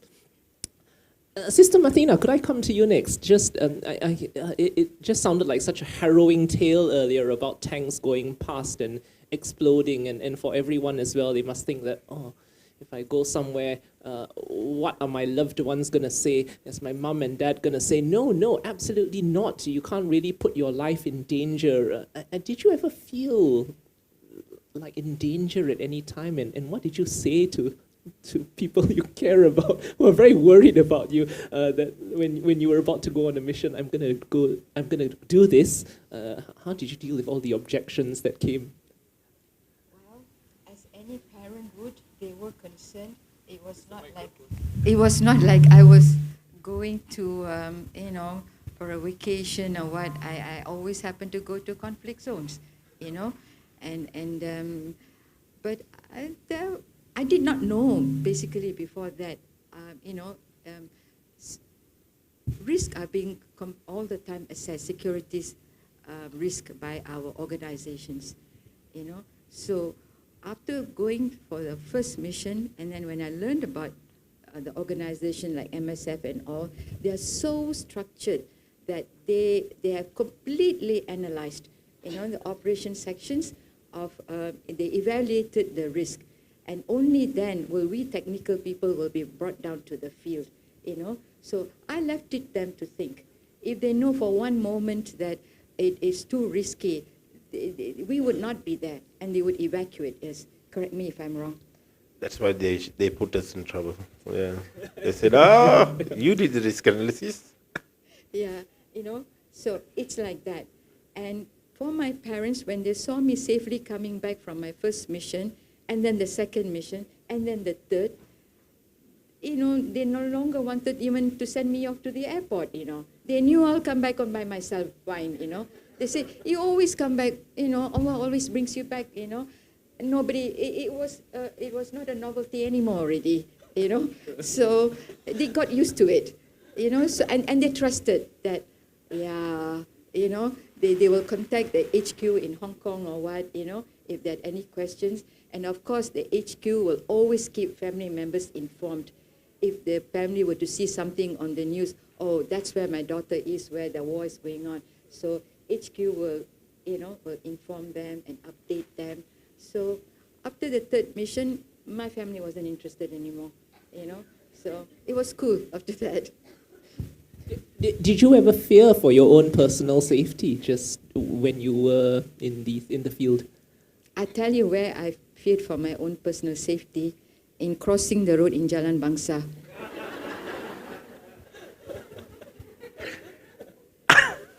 That's true. As a pedestrian, honestly, I don't know, I because I don't drive, I walk, and I have to have, I find it hard because motorists, unlike in the West, when they see a pedestrian coming, they will slow down. They'll absolutely let you pass. Here I am on a zebra crossing, and they don't let me pass. Sister Martina, you know the Malaysian way. When you cross, you say, yes, I have to put the hand. Yes. There's a YouTube available. Yes. And I feel bad that I have to stop, then stop, on a zebra crossing, then I cross. Honestly, Dr. Lam, this is where I feared, of a hit and run. Not on the field, because I know they're thinking in the HQ, in the cell, in the OCG's operation department in Geneva, in Brussels, in Paris, under whichever sections I go to, they are monitoring us, And then on the field, our head of mission are monitoring us. We technical people just do what we are told to. They are always monitoring us. And if it is of any risk, they'll pull us out. And sometimes they'll discuss with us. Like when I was in Syria, in northwest Syria, it was getting worse, the bombardment, the air bombardment. So my field coordinator called us in the evening. She said, yes, the risks are getting higher, and if anyone wants to go home, by all means, they will bring us to the border in Turkey, and we will be flown off. And I was with another Malaysian at that time, pharmacist, and both of us looked at each other, said, you want to go? He said, no. Then he asked me, you want to go? No. And then we told our field coordinator, no, we are staying, And he was an amazing pharmacist, amazing. During the mass casualties, he was amazing. He would bring from the store all the medicines, the bandages, and how he worked impressed the whites so much.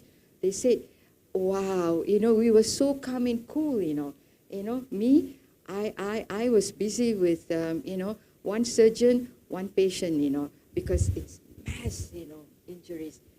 So there will be 3 surgeons, one surgeon take one patient, and one nurse will be attending to them.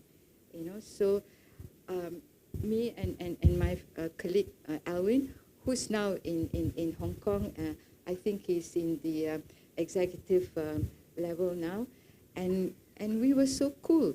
And our field coordinator, she was a German, Italian surgeon. She just said, you guys talk little, but you just work, And maybe it's our culture, coming from here, we're committed and we just do our work. And in that particular moment, I remember when I was working with Alvin, he anticipated my needs. I needed batteries for the torch, for the pen light to check the pupils and all. He knew what we needed. He knew what the doctors needed. And he was running to and fro from the pharmacy to the store and giving it to us. And we worked so beautifully, to the astonishment of other Syrian patients, who were watching us, And I remember when we had a moment to just breathe, one Syrian patient, I remember his name is Halabi, he called me, he said, "Sister, ta'al, ta'al." I said, "Sure, mushkila, you're fine. You're in the green zone, you're being triaged. I got to be in the red zone." Then he got someone to come and translate something to me. I said, "What is it?" And that guy translated to me, he said, when he was young, his mother told him there are no angels on earth. And he said, when he saw me, he asked himself, what was I doing there? I said, oh my God. Oh my God.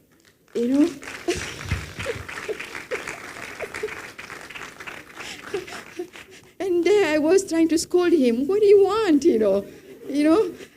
And I was just stunned. I just had to leave for a moment. I went right to the end of what was a chicken coop, rehabilitated into a ward, a chicken farm. Yeah, you were there. You opened that mission, I know. Yeah, he opened it. OCB, the Brussels side.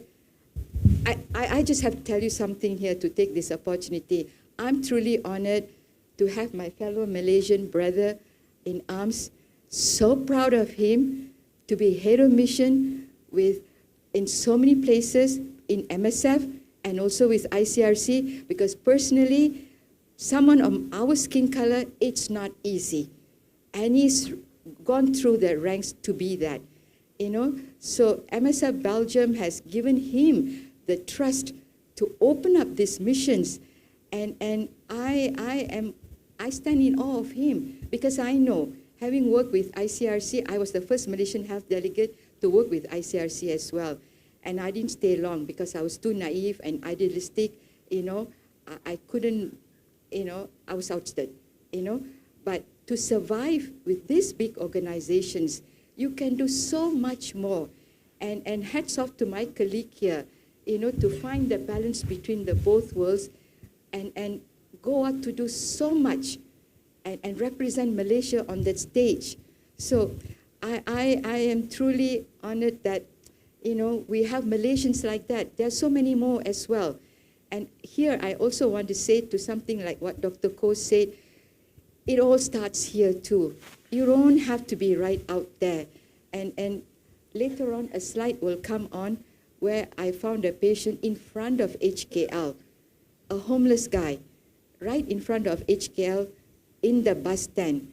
And there were doctors and nurses all walking past over him, and none stopped to see that he was half semi-conscious, So this spirit of caring for someone, it really starts from here. And I couldn't agree with Dr. Koh more, because this needs to be nurtured in the young. And Prof. Aizura, I don't know where she is, she feels that the future is with the young, To be environmental activists, to be humanitarians, it's you, You have to have this feeling, and you can go so much further with that. So I just wanted to say that it all starts here as well. Thank you.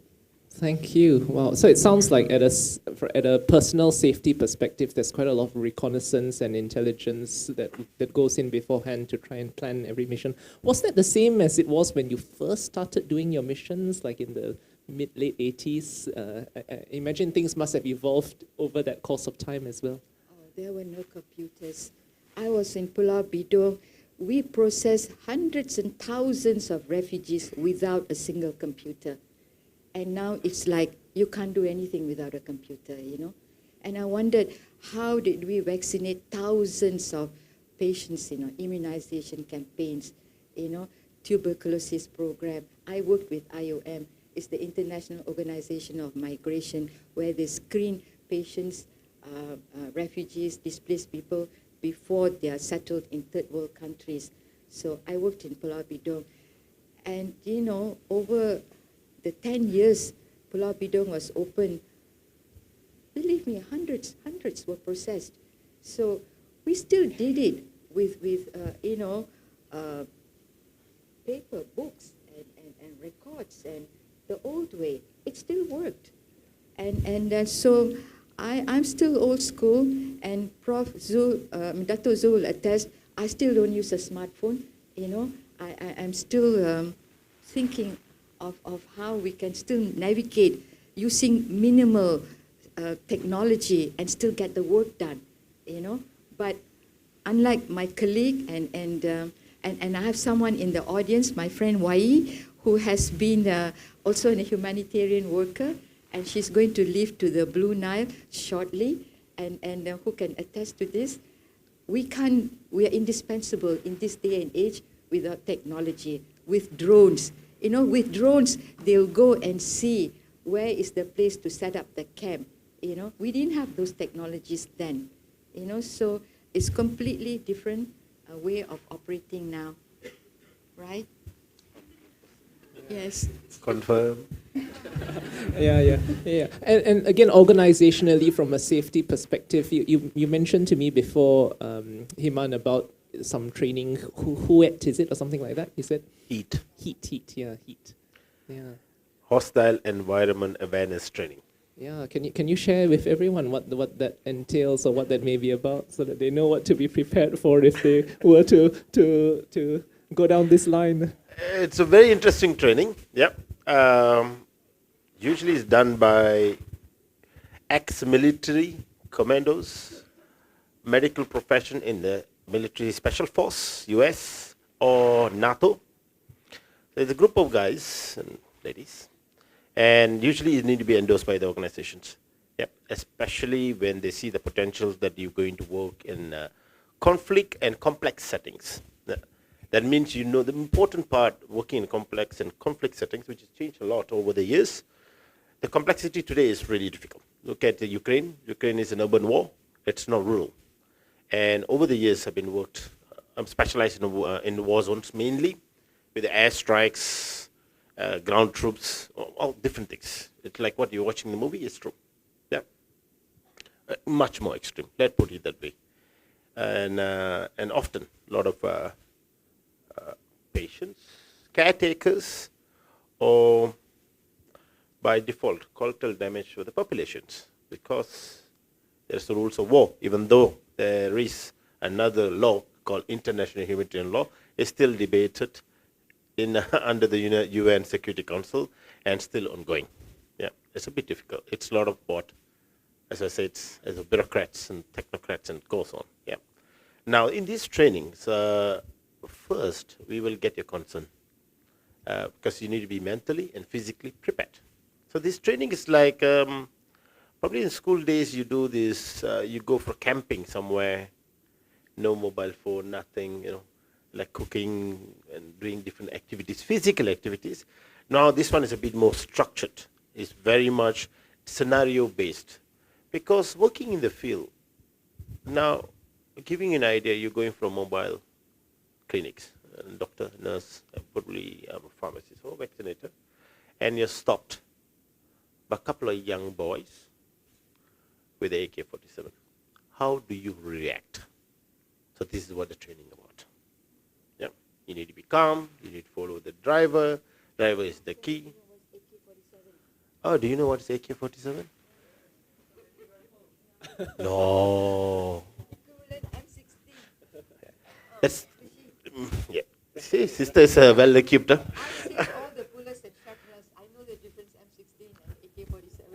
And my advice, please don't take that home, especially in the airport, and you will get arrested, definitely. Thank you, sister. This is one of the advice we give. So different scenarios. Abduction is different, kidnapping is different. Yeah.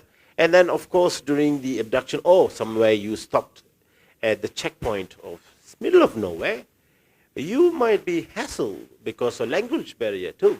Yeah. Or curiosity, because you're going to help another side of the conflict, whereby this side of the conflict, whoever the responsible there who looked at you, you are helping the enemy. Whereby as a humanitarian, we need to tell them, as you know, we are neutral, we are impartial, and all the 7 principles that you need to go through. So this is one of the things, how do you react?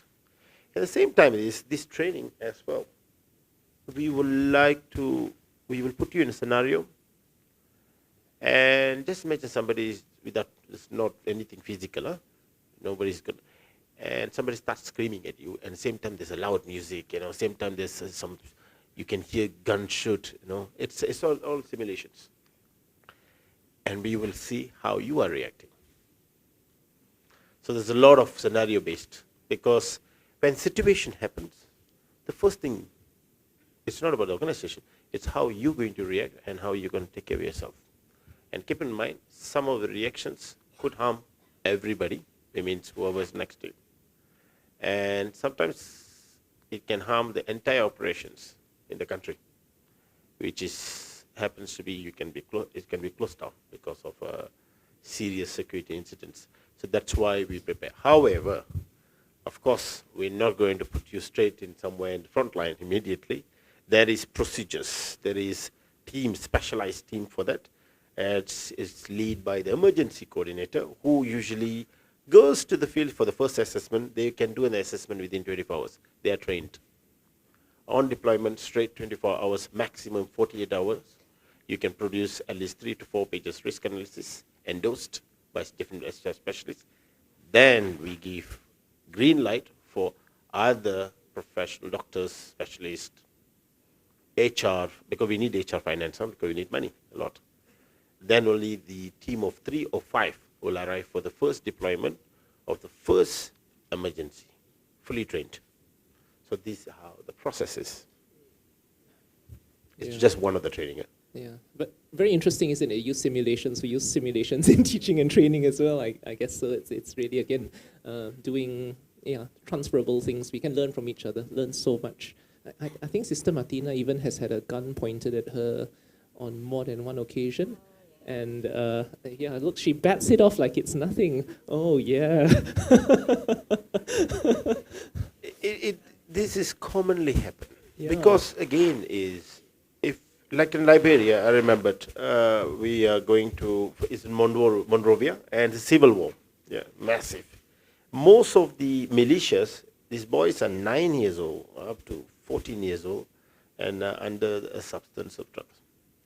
Because there's most of the population today in Liberia are young, the older generation, most of them killed during the war. So when you see these young boys, as much you fear them, they fear you too.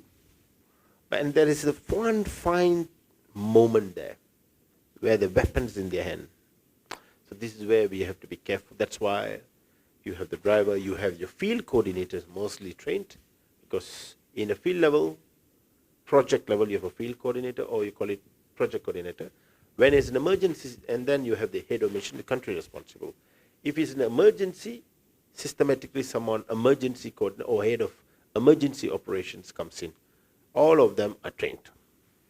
So again, challenges happens. Our goal is to reach the beneficiary.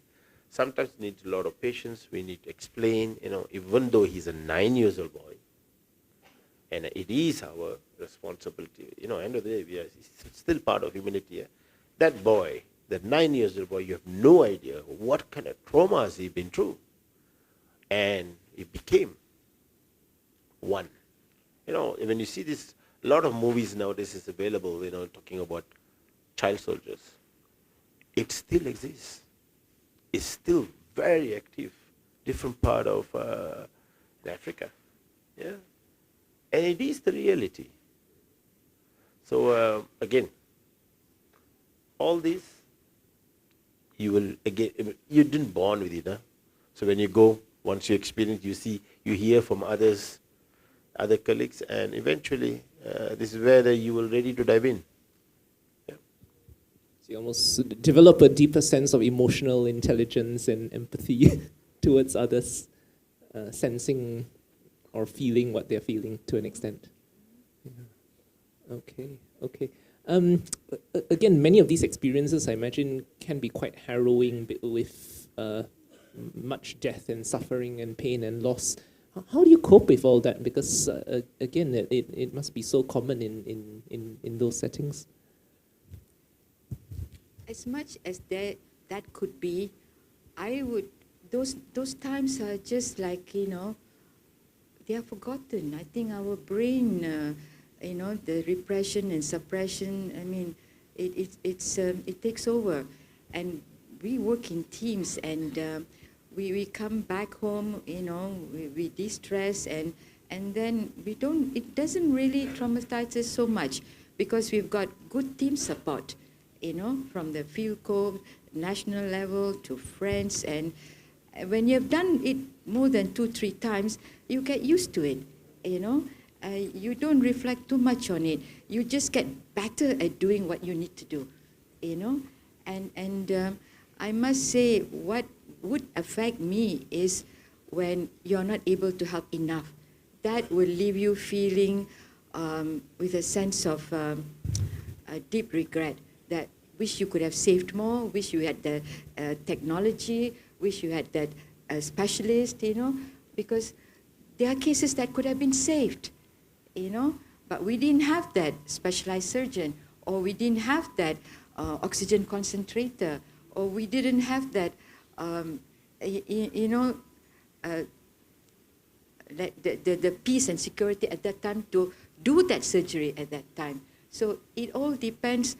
When those things happen, then that is what is hard to take. That back in our hospitals, wow, that would never take place.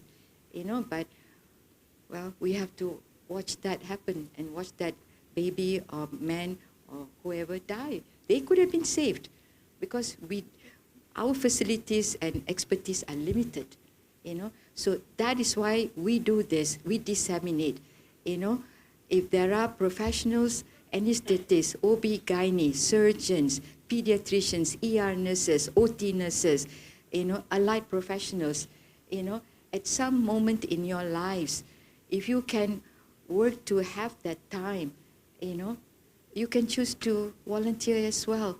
So those are moments that are heartbreaking. But other than that, the stress, the long hours of work, or the hardship, no, that fades away so quickly. Encouraging to hear. Mental and psychosocial health, any comments about that from your perspective, Himan? With the new technology, I still, maybe one day I'll convince sister. You have WhatsApp. Yeah, she doesn't use WhatsApp. I know she many people doesn't. don't. So No. I had to send some messages on her behalf to Dato' Zul. He's gone out for the moment.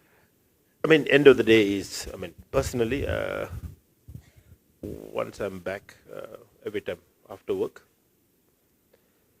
I just trying to think what I'm going to cook next for the day, And during that time, I run out of ideas. And then I call my best friend, and she's sitting here now. I call her, I said, what to cook today? Because I'm Malaysian, I love my Malaysian food. So I brought all the spices. Of course, it's not perfect, but, in a way, is try to, because every day there's challenge. I think a couple of months ago, I did an interview for the University of Oslo. They asked a question, how's your day? I said, when I wake up, I say, another day in paradise, and because I'm traveling with armored car. This is because of situations. And for the armored car, for me to travel, you cannot, if I got meeting at 9, and they will say I should leave at 8:15 or maybe 8:30, because you did change because of different risks that we are facing today in Afghanistan, and we have, yes, sometimes you can be high-profile targets and so on. Yeah. And after all this, go through the Kabul, and it could be it could be explosions, or sometimes it can be a riot, or it can be a protest, and all kind of things happen. Or some days this guy was stopping you, and you have no idea what is cross, because their view cross means religious. Crescent, okay, it's more accepted. So the lack of understanding, it happens. So when I come back, all I want to do is, I don't want to think about work. Oh my God, I'm doing that every day, 7 days a week. And sometimes 18 hours because of time difference. Because when you become senior management, I do admire all the senior managers here. You have answerable, a lot of people up there, and they will ask all kind of questions, and according to their time zone as well.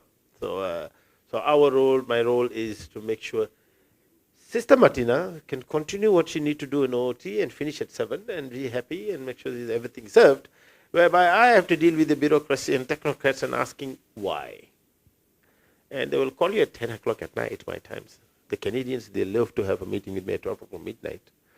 So cooking, that's one source of thing. But again, is today's technology, it also helps a bit more compared to a couple of years back. Staying in the field, there's no way you can make a call from satellite phone, and that cost per minute is $6 US. And so you can just quick call to your mom and say hello, or you can send an email, put a password in a word. It's 15, maximum is 15 kilobytes at that time. Yeah, because everything is using satellite. 1 megabyte is $60 US at that time. So today's world is WhatsApp, free call, and that's become challenging for the management too, because the first thing people ask you, is there the internet in the refugee camp? Yes, it's true. Yeah.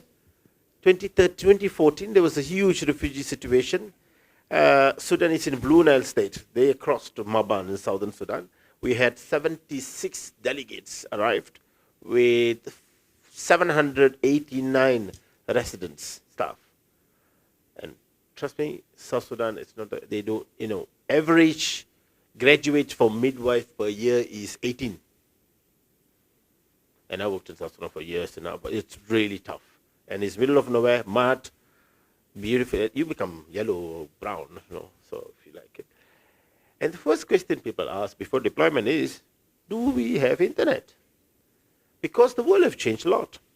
So one of the requirements today is, even in a refugee camp, IDP camp, middle of nowhere, it's internet. So we deployed satellites. We have agreements internationally, of course, with the different authorities and militaries, so they can have a specific zone, so have internet connections. So the world has changed. So yeah, if anything, just call your friends and say, how are you? But I would like to give one message here. Even though today we have internet, this WhatsApp and so many things, when just put the phone aside, try to get to know the person who is sitting next to you better, because the humanity starts from there. And often the person sitting next to you can't even speak the language. And I still practice this today. The drivers, the guards, the cleaners, the old mama who's in your house cleaning up for you. Even though we have language barriers, we still can do sign language, and it works, trust me. It's all about your feeling, emotion, your empathy, and the care that you show to them. And I worked so many countries, trust me, I don't speak most of the language. But being a human, start from there. Or why not, don't start internationally? Probably show to your good friend who's sitting next to you. That's going to be a good start. And trust me, I'm sure some of you all are best friends and colleagues. Your friends care for you. It's the same way it goes. What goes around comes around. That's the humanity. Thank you for that. So I'm just conscious of time. Can I just open the questions and answers to the floor and see if anyone wants to ask Himan or Martina any questions in relation to humanitarian work? Oh, can I do that? Are there any questions?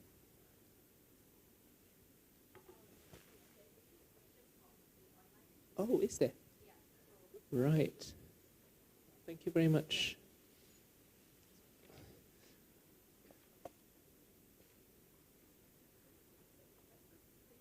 I can. Sorry, the line above it just looks a bit odd, but okay. So thank you so much for the question. I think well, we can get the perspective of both Martina and Himan on this. What kind of basic medical skills should somebody from non-medical background prepare themselves if they do plan to do humanitarian work? Basic medical skills from a non-medical background. So this is a non-medic who wants to do some, I guess, care-related work. That's good. That's a good question, because in humanitarian work, we have the administrators, we have the accountants, we have the logistics. They all comprise of the whole team, you know. So when this aspect of the humanitarian staff, they learn, as what Heman has also learned over time, is to understand about medicine as well, like basic things like first aid, you know, CPR, and basic medications, you know, that they may need to take to the field. Usually when humanitarian volunteers, they go to the field, they are asked to bring certain medications and all that, you know. But the basic skills will be first aid and psychological first aid, and CPR would be good. And other than that, because they are working in medical organizations, they will automatically be picking up in whichever projects these non-medical people work in, be it in disasters or conflict zones. They will adapt accordingly to you know, the logistics. If you're doing a vaccination program, then they will be, you know, ordering the cold chain and then the vaccines. And see, they are non-medical, but they will learn, you know, by the medical coordinator. That's why we have team meeting. So non-medical people on the field during the project will pick up according to the mission needs. Okay, Anything yeah, you want to add? yeah. I think pretty much you covered everything. Yeah. Yeah, I hope that answers the question for the audience member, because they need all sorts of skills on the missions, isn't it? The skill sets are not limited to medical skills alone, and there are basic medical skills that you've highlighted there, basic first aid, CPR, things that they could do, but there are many non-medical roles as well that could be fulfilled, and maybe Heman could elaborate a bit more on that. That's correct, because there's many things that we can learn from a medical perspective. Yeah. Because when you're working in a certain locations, it's not all facilities available. It could be just under a tree, or just carrying a vaccine carrier, walking, going through a river, and going to vaccinated nomadics. You know, it's a bit challenging. Yeah. But the time, again, coming back, the evenings that you're going to spend time by knowing another colleague who's medical, as non-medicals can learn a lot, and same time they can learn the importance of the non-medical. Without logistics, engineering, cold chain is all logistics. If it is not there, facilities is not going to function. Electricity, now today's world, without electricity, I mean, who is going to service the oxygen concentrator? You're not going to get someone in the middle of South Sudan. It's impossible. And often engineers, or could be a technician or could be a plumber, who knows how to troubleshoot problems, because his or her aim is make sure we can able to do, or the goal is life-saving. The life-saving could be with the minimum things that we have. And we also learn about ordering medical supplies, medical equipments. And you're going to learn that with a pharmacist colleague. Not everywhere there's a pharmacist. And you have a booklet, and then you need to go through so you sit. So again, some are trainings available, but a lot of training is you learn from your colleague. And you can even learn from your residence colleagues in the country, because they've been there. Only the delegates is coming for 3 weeks, or some of them, if lucky, 1 year, 2 years, but they've been there years and years. And actually, they are the Wikipedia. They are the dictionary, so we can learn a lot from them. Yeah. So it really calls upon a lot of openness to learning and understanding better how things work. Are there any questions from anyone else? Oh, another one. Oh, okay, yeah. Oh, that's a lovely question. I did want to ask this as well, but that's okay. Do you have any inspiring words to say to future generations who may want to take the path of volunteerism and humanitarian work? I think when the slides come on, I will address that. Okay. You will follow her. I'm the mascot. Yeah. Anyone else? Just among the physical please, audience. don't be shy. You know, Yeah. I think it's an opportunity. You know, you have There's a Malaysians. question, the gentleman So, there please. in the jacket. Oh no.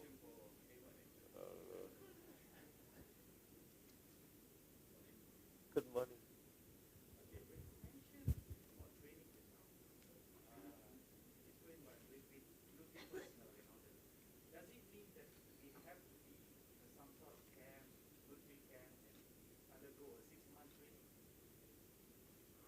That's a very good question.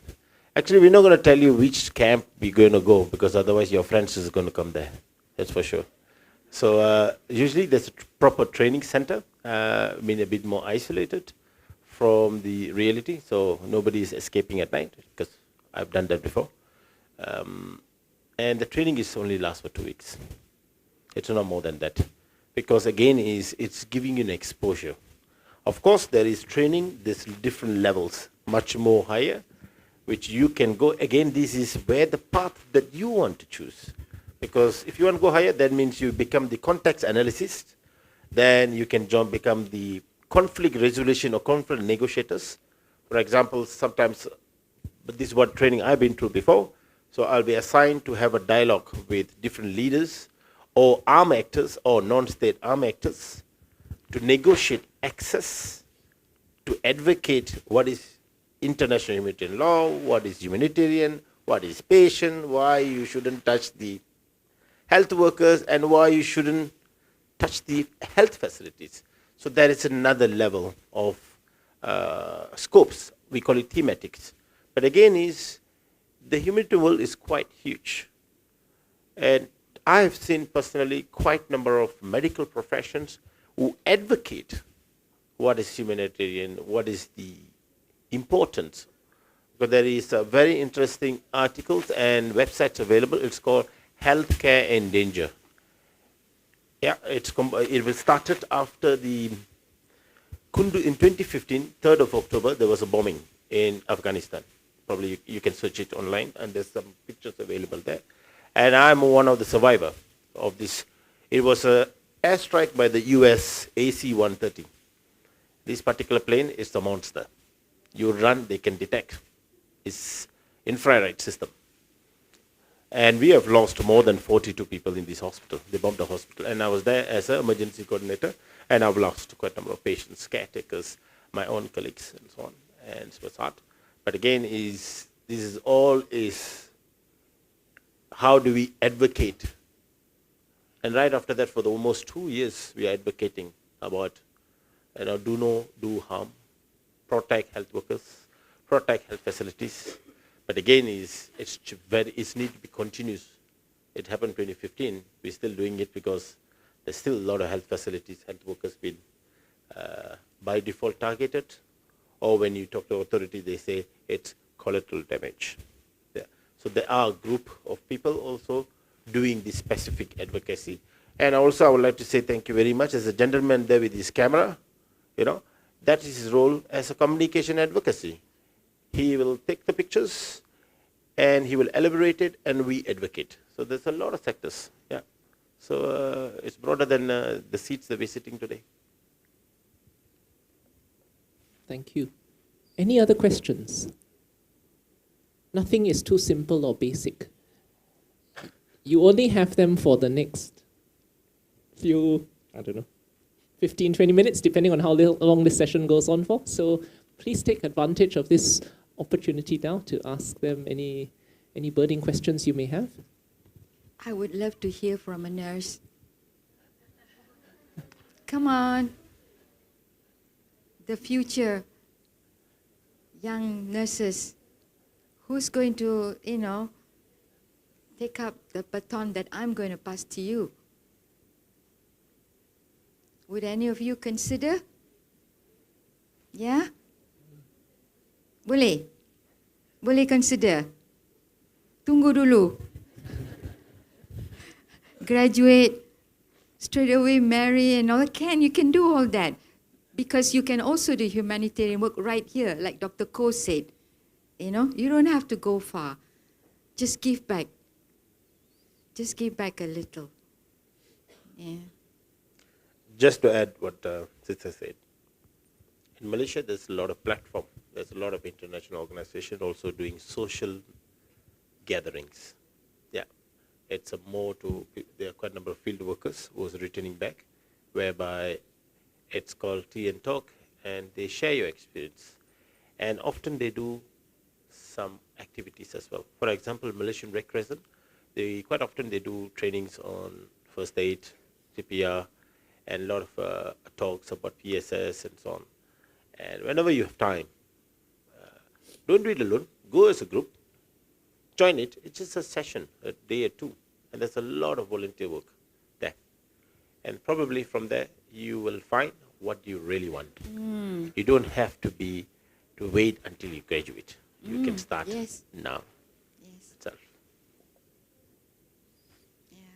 I think we had some, I remember when COVID first broke out as well, we had some master students in our internal medicine program who took 2 weeks annual leave just to go and support the workers in Kota Kinabalu because COVID was overwhelming their hospitals. And I'm immensely proud of them that they took it upon themselves, took leave by themselves in the middle of their exams actually.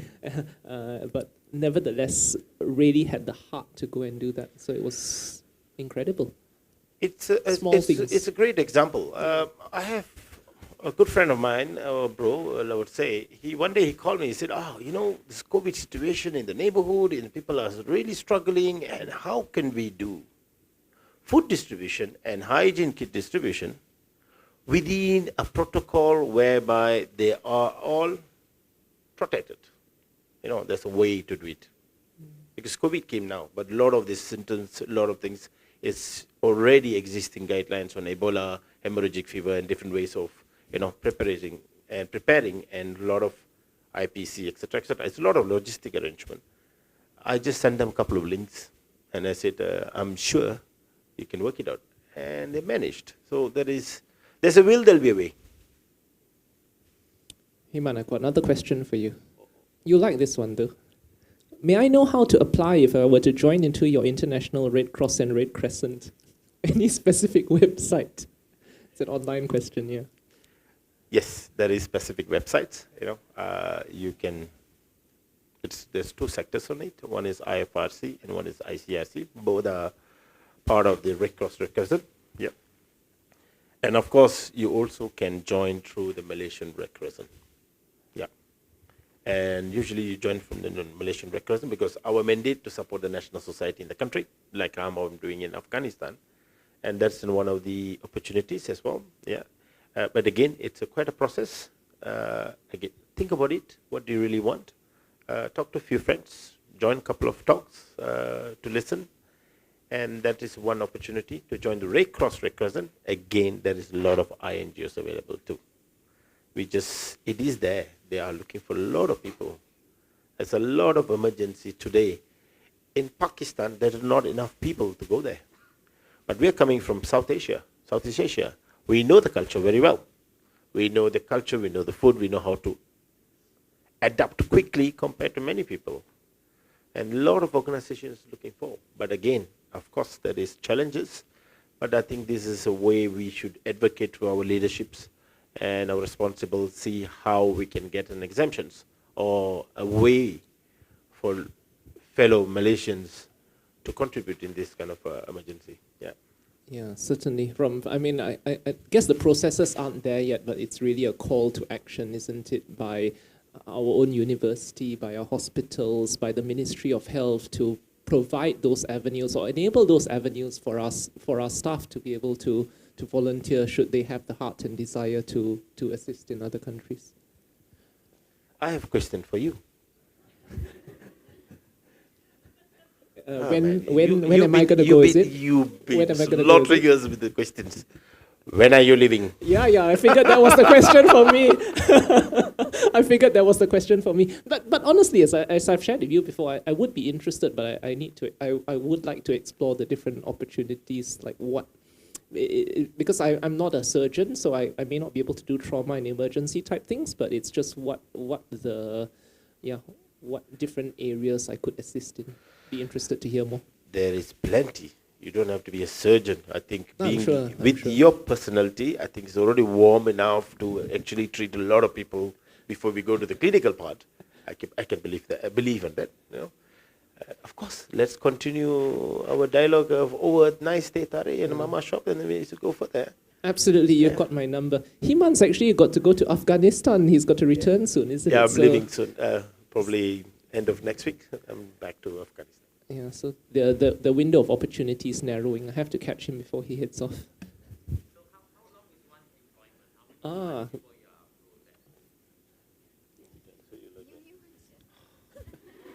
Okay, it's two categories. One is emergency. Emergency is between 3 weeks to 3 months, depends on the profile. If it's natural disaster, it can last up to 3 months. If it's man-made disaster, it depends on your mental health and depends on the profile. So we will do rotations. Then you have missions. It can be complex. It's been there for long. It means you have larger programs. It's been there for years. So that's need a bit more longer. Minimum is 6. Maximum is 2 years. But there are people who stays more than 2 years. And I'm one of the examples. I've been in Afghanistan now 4 years now. So you can break the rules a bit. But again, it's all your passion. Yeah.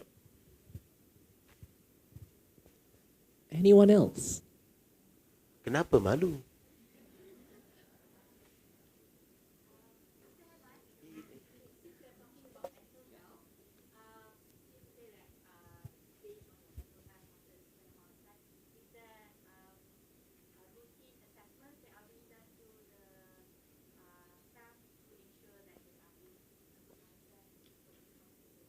Yes, that's a very good question. So what we have now, over the time, we will see, depends on the events and situations where you are. For example, Afghanistan. Yeah, last year in August, Taliban took over. And it's quite a change. Over 20 years of war, change of regimes, and then here come, boom, Taliban's back after 20 years. And this psychologically, it's very difficult for a lot of national staff and also for a lot of internationals. Some of them didn't like the idea of it. They would like to leave early, and it happens. Huh? And it's very important that we in the management, we ask with our specialist doctor and psychologists and psychiatrists, we ask, how do you feel? Because end of the day, it's about you. So for a delegate, we have specific, we call it the staff health. It's available 24/7. It can be done locally.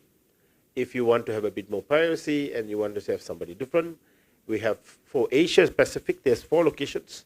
Kuala Lumpur, specialists are here. We're doing for Red Cross online. Hong Kong, India, and Philippines. So we have centers, specialized consultants available anytime. And it goes same for your national staff. Anyone who wants it, this is our mandate. We call it duty of care. And this duty of care is the first fundamental in humanitarian sector. Because if you're not healthy, if you're not yourself healthy, you can't help others. Yeah. Thank you so much for the question. Any other questions from the floor? Just checked online and there aren't any more. Well, okay. Maybe we'll just take a brief pause now because Sister Martina has something very dear to her heart, and that relates to climate refugees and climate change. As you all well know, the COP is meeting next month, actually, COP 27, to discuss climate change. Yeah, COP27 in Egypt, correct. And it's something very dear to her heart, and she'd like to share a video on climate change and climate refugees, because this is something that perhaps all of us need to reflect on and can make a difference to in the longer term.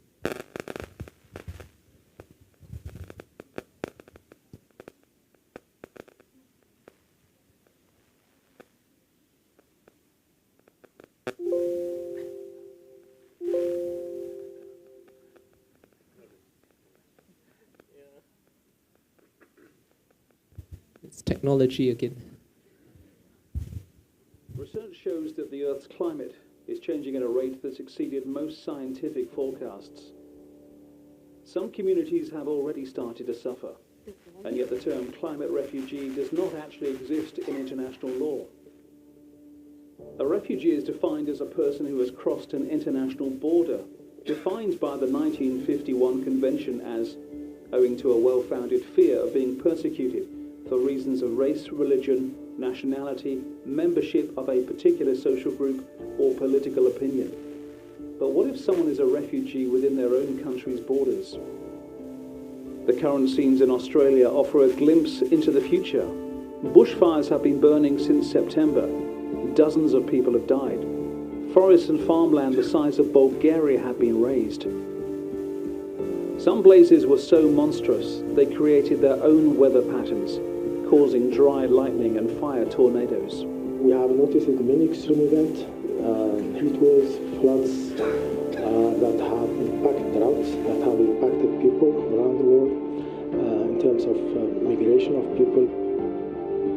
It's entirely possible large parts of Australia will be uninhabitable in the decades to come. Even the Prime Minister appears to be changing his stance and acknowledging the climate crisis. As a national initiative, we would, I think, want to have a high level of confidence that as a nation we are improving our resilience and our adaptation to respond to the reality of the environment in which we live.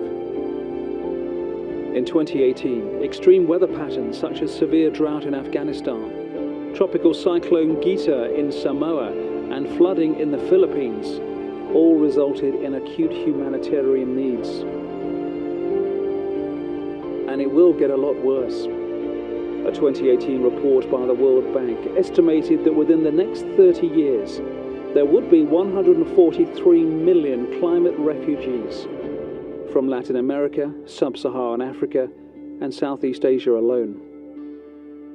Internal climate migration will probably rise until 2050 and then accelerate, unless there are significant reductions in greenhouse gas emissions and robust development action.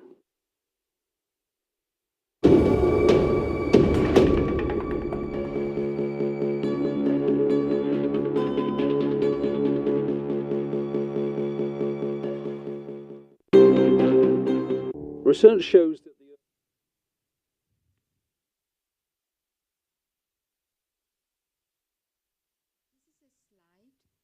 of the fate of the smaller islands. The nations that are greatest at risk are smaller state islands in Africa and also South Asia. They are at greater risk from climate change, from extreme weather. As you can see in this picture, it's Kiribati.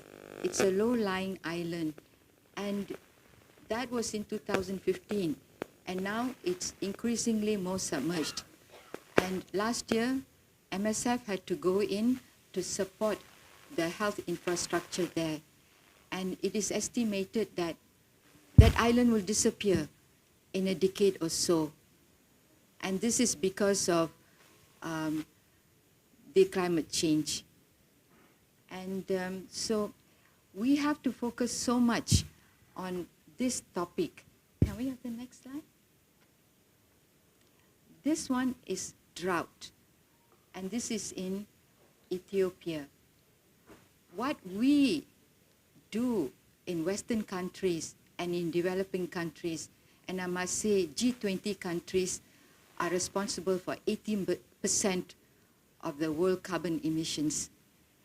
And the one who suffers the brunt of it all are countries like this, who have not contributed in the least way to carbon emissions. So it becomes incumbent upon us to fight for climate justice in a way, and to do our part to be aware of this. Next slide, please. This is a study made by MSF, a comprehensive study on climate emergency. How now 8 organizations have to go on more emergency response missions now as a result of climate change. And recently, a good example is in Pakistan. 1,500 people died and millions have been displaced. This was not really expected, even though there was yearly floods, but it happened to a scale which was the nation was not prepared. And this is solely because of climate change.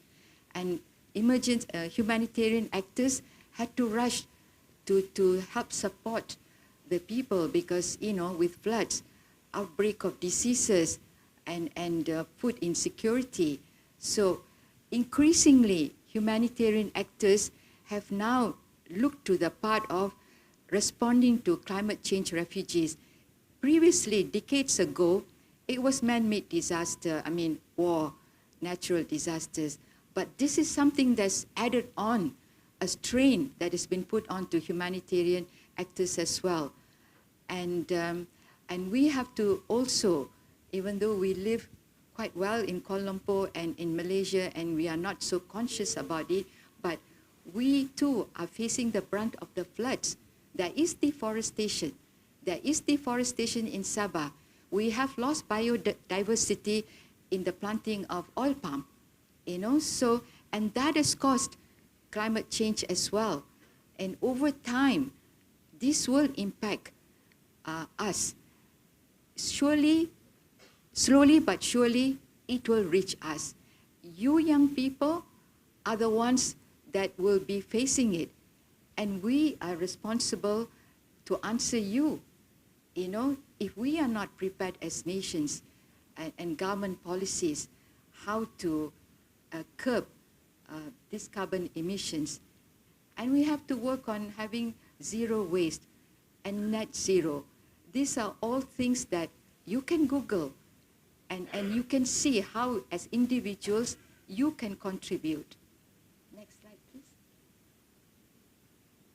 Thoughts to work on. It's here, some few basic things. It affects the world's poorest, as I said. And now we are all becoming more aware, and we are going green. You can ask yourself, how are you contributing in going green? Are you still using your straw?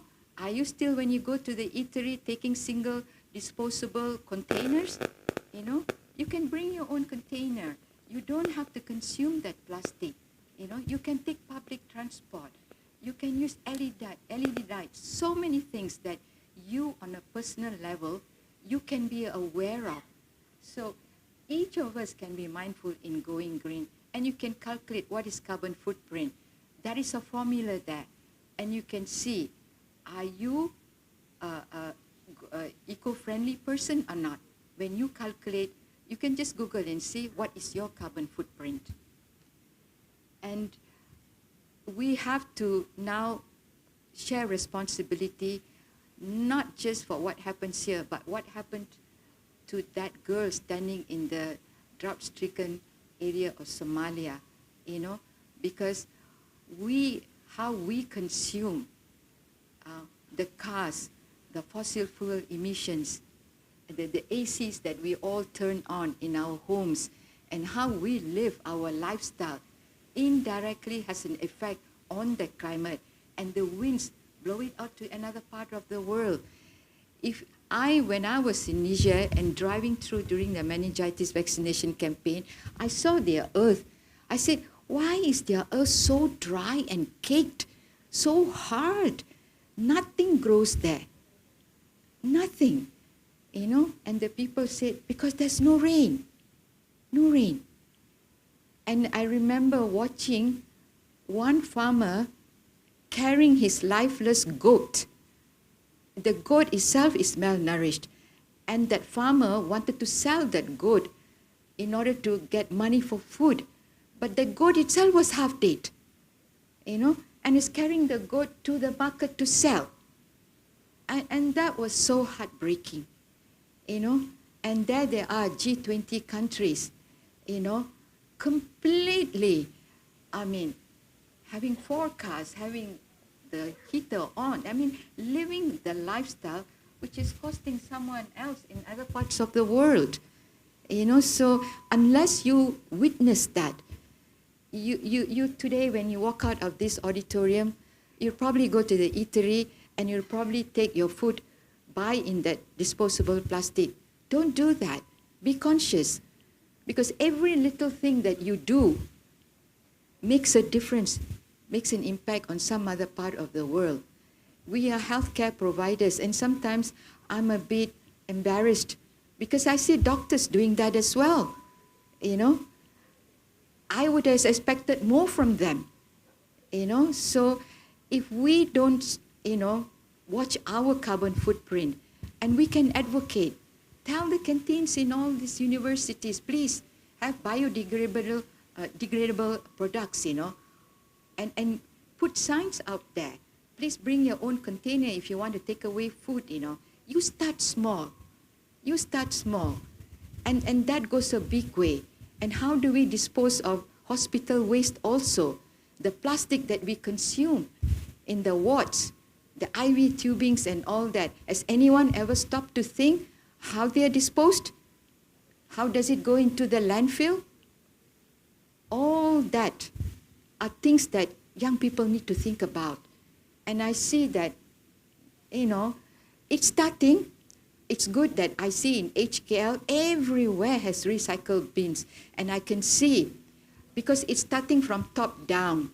Some of the administrators are very concerned about that. Some doctors, they're environmental activists, you know, and they are a very rare breed that we need to protect them.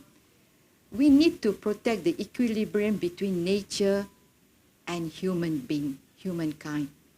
Protect environmental activists because they are the salvation to humanity and the earth. We have to raise this consciousness. You know, I think that, you know, as what I see now from the nursing background, we are so task-oriented, focused on, you know, just what is in front of us. But we have a global responsibility, especially when it comes to climate change. You can't go home and say, oh, sekarang sangat panas, I will put in another AC. That's not how it's solved, you know. So you have to do your bit. Do your homework, and you can see, because every little bit that you contribute will make a change. Look at Greta Thunberg. She's a youngster. And look at how passionate she is about saving the world. And we all can be that because we have the luxury. We are living in an affluent, you know, country. I must say that. And look at the luxury we have in this auditorium, everything. So you can spare a little bit of time to focus on that. Even if you can't change the other person's habit, you can change yours, starting from today. Do not use that straw, because that straw will choke that turtle. You know, you haven't witnessed that, so you're oblivious to it. So I've witnessed people who are dying because they have no water or abundant of water. And so please look up on climate change, and someone said how to inspire, you know, to take on humanitarian work. Just focus more when you watch the television, when you watch news and all that. Stop and look at them, and you know that you can get involved. Don't let fear get in the way of you getting involved, that it will bog you down. You know, sometimes people turn the other way, but you can get involved. Next slide, please. This is a good example, what I was saying earlier. I always go to HKL. Something about HKL reminds me of my humanitarian work because the patients there, HKL rejects nobody. And I see all sections of society outside the ER, you know, those homeless, those OKU, you know, those who can't afford to pay. HKL does not reject, and they take them in. And sometimes, once these homeless are treated, they have nowhere to go. They're lying on the bus stop in front of HKL. And this is one patient like that, right in front of the bus stop in HKL. You know, and I saw this patient. I tried to wake him up. He was drowsy, you know, and I immediately called the ambulance. and they came to take the patient. But not before I myself was scolded. You know, they said, look, this is a homeless patient. He was discharged. We can't keep them in the hospital, you know. And they told me, why don't you advocate for them? You know, why don't you go to the social welfare? And I was thinking, oh my God, I'm already a humanitarian worker. You know, I have so much that I need to do, you know, and I am doing. And here is another situation where they're pushing it back to me again, you know. And that patient, there were so many nurses and doctors who walked past that patient and never stopped to look at him. And I was thinking to myself, I mean, there's something not right about these white coats they're passing by. These staff nurses and doctors in their beautiful, immaculate white coats. They are rushing to their job in HKL. That's the entrance. But no one stopped for this. That's the question that I would like to ask all of you. What is not right about us? I mean, you clock in to the job, you go in, you fight for your patients. I mean, you know, everybody is looking at you, and you do your CPR, everything in the hospital setting. But you just crossed over a homeless person who is half dead. This is the question I would like to ask of care providers. And after that, there was 3 more incidents, and I had enough. Every time I find the patients in front of the bench in HKL. So I went straight to the PR, you know. I said, look, something needs to be done. You got to get your social welfare department involved in it, you know. Yes, if you admit the patients, if they can't pay, if they have no home, social welfare have to come in and sort this out. Where is the dignity of that human being? That human being also has dignity.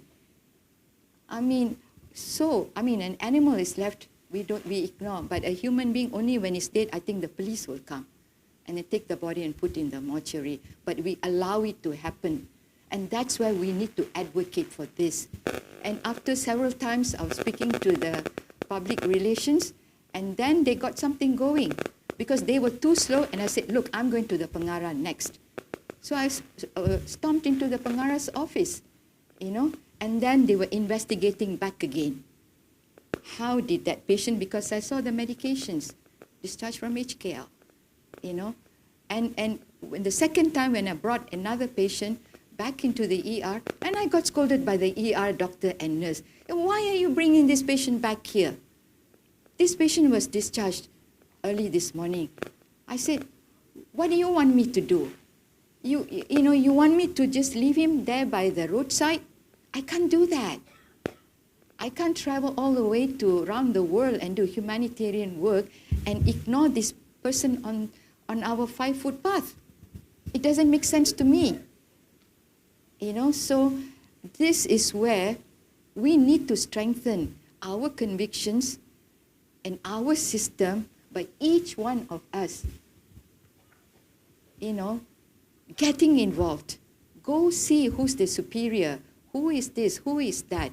If each, just be mini activists, you know, and then, you know, we can raise, we will not see so many people like that on the street, you know. Each of us do our part.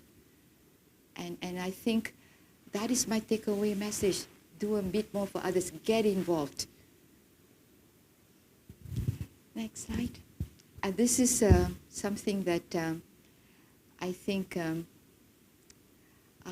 Doctor, if you don't mind reading that, or Prof. Lam, if you could read that. Sorry, just thinking about my eyesight. Yeah, okay. It's all because we care. A nurse's creed. Sometimes I forget why I'm a nurse and what's really in my heart. Sometimes I'm just too busy. I don't know where to start.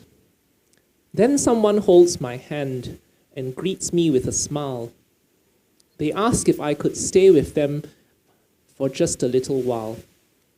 If I can calm a sorrowed heart just because I'm there, then I'm reminded why I'm a nurse. It's all because I care. That's my takeaway message, dear colleagues.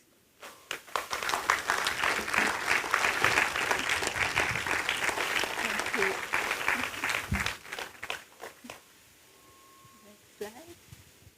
Yes, I especially today, it so happens, it's the 5th anniversary of my mom returning to our on the ICU on the 3rd floor 5 years ago today, 27th October. And she made history. My mom made history because she was the last patient. At the time, ICU was transferred to the 2nd floor, and my mom was the last patient. So I dedicate this presentation and sketches to my parents, and I hope I honor them by the way I live. Thank you.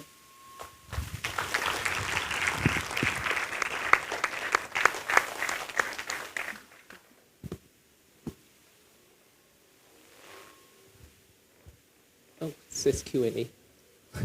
Yeah. I think we changed the order a bit. Well, with that, I can only really perhaps just summarize things very quickly. Have a quick thought about, well, give some deep thought actually to climate change and to what we can all do as individuals in safeguarding the future, really, if not for us, the future generations to come.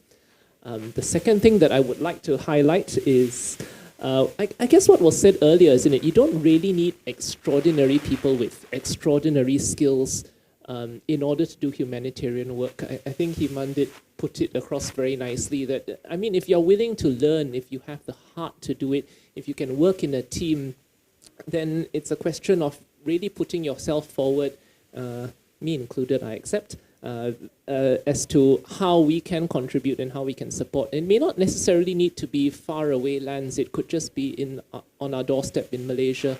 Kita jaga kita. So we have to look out for one another as well. With that, I can really only want to give a huge thanks to Mr. Heman, Sister Martina, everyone else, all of you for joining us today, and for the library team for organizing today's session. Thank you all so much for joining. I'm not sure whether there's anything else to say. I'll pass it back to the main MC then, but thank you all so much for listening and staying on for this session.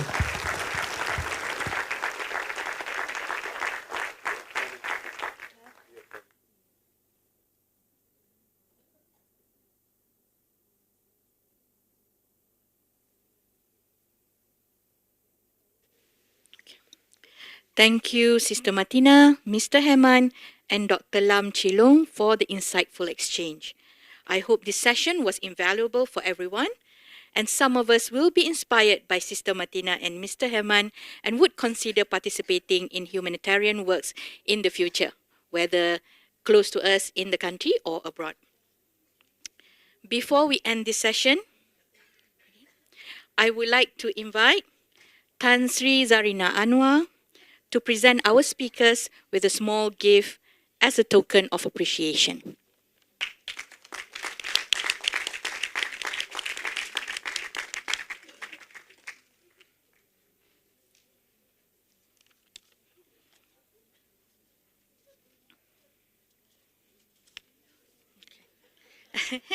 We would like to invite Sister Martina.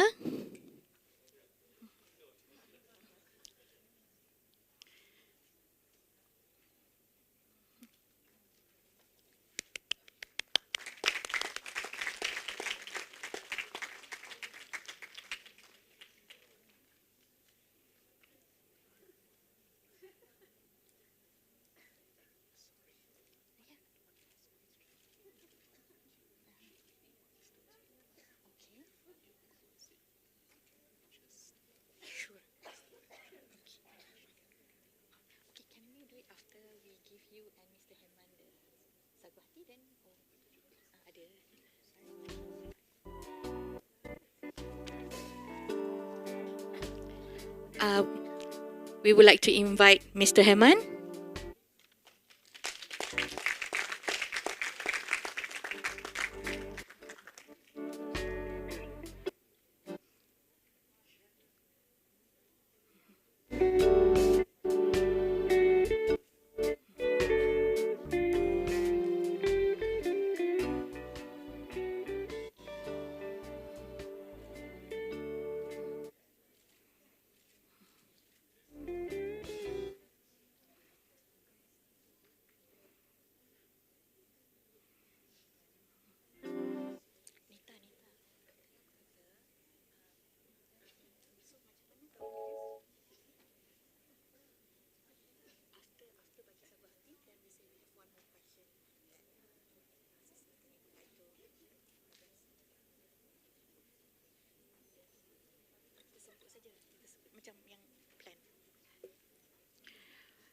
we would like to invite Dr. Lam Chi Long.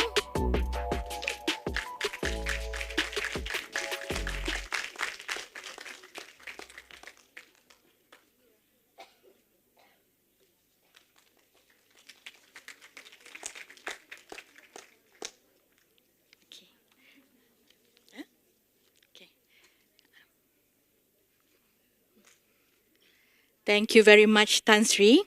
Now, I would like to invite Puan Zaneria Saupi Udin, the head of the TJ Danaraj Medical Library, to present a small gift as a token of appreciation to our distinguished guests.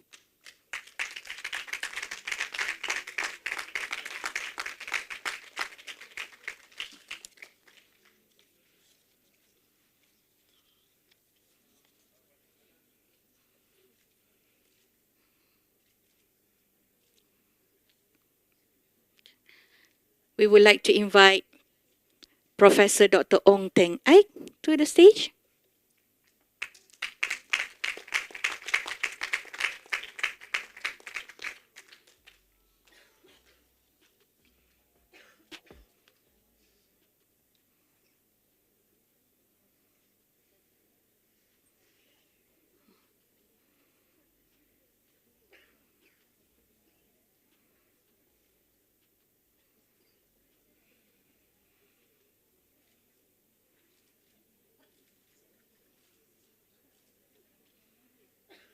Thank you very much, Prof. Next, we would like to invite Dr. Ko Ka Chai to the stage.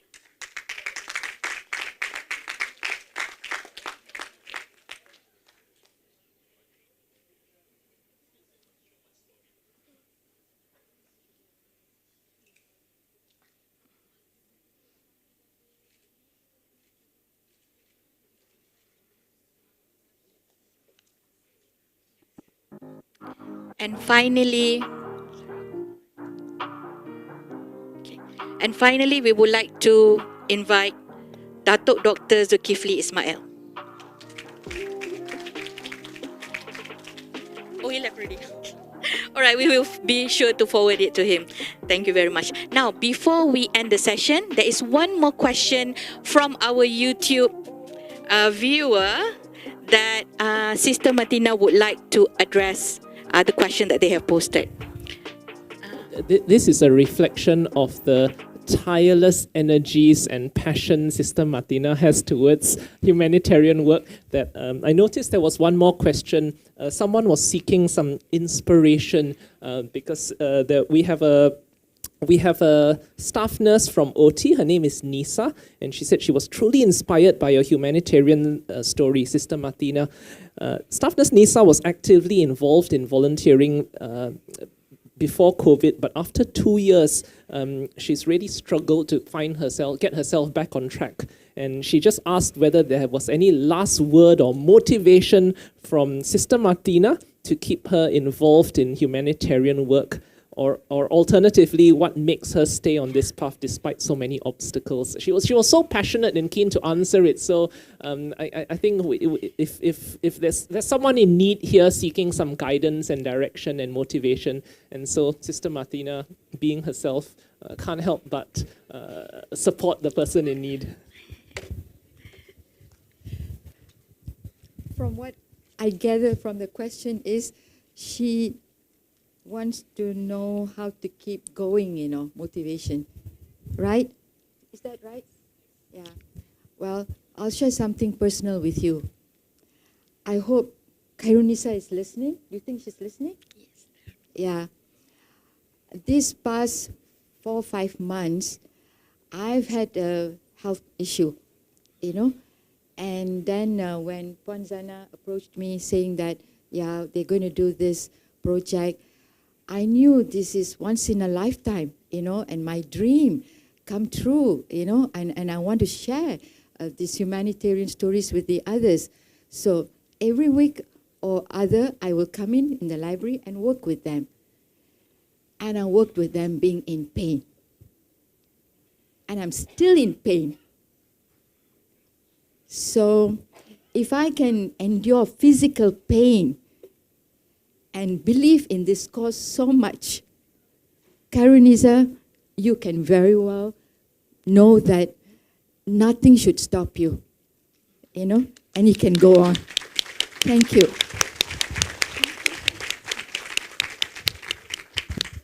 Thank you very much, Sister Martina.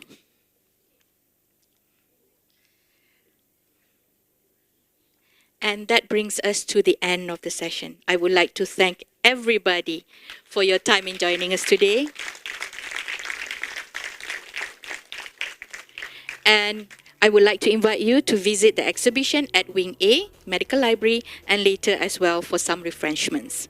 Thank you again, everybody, and have a nice day.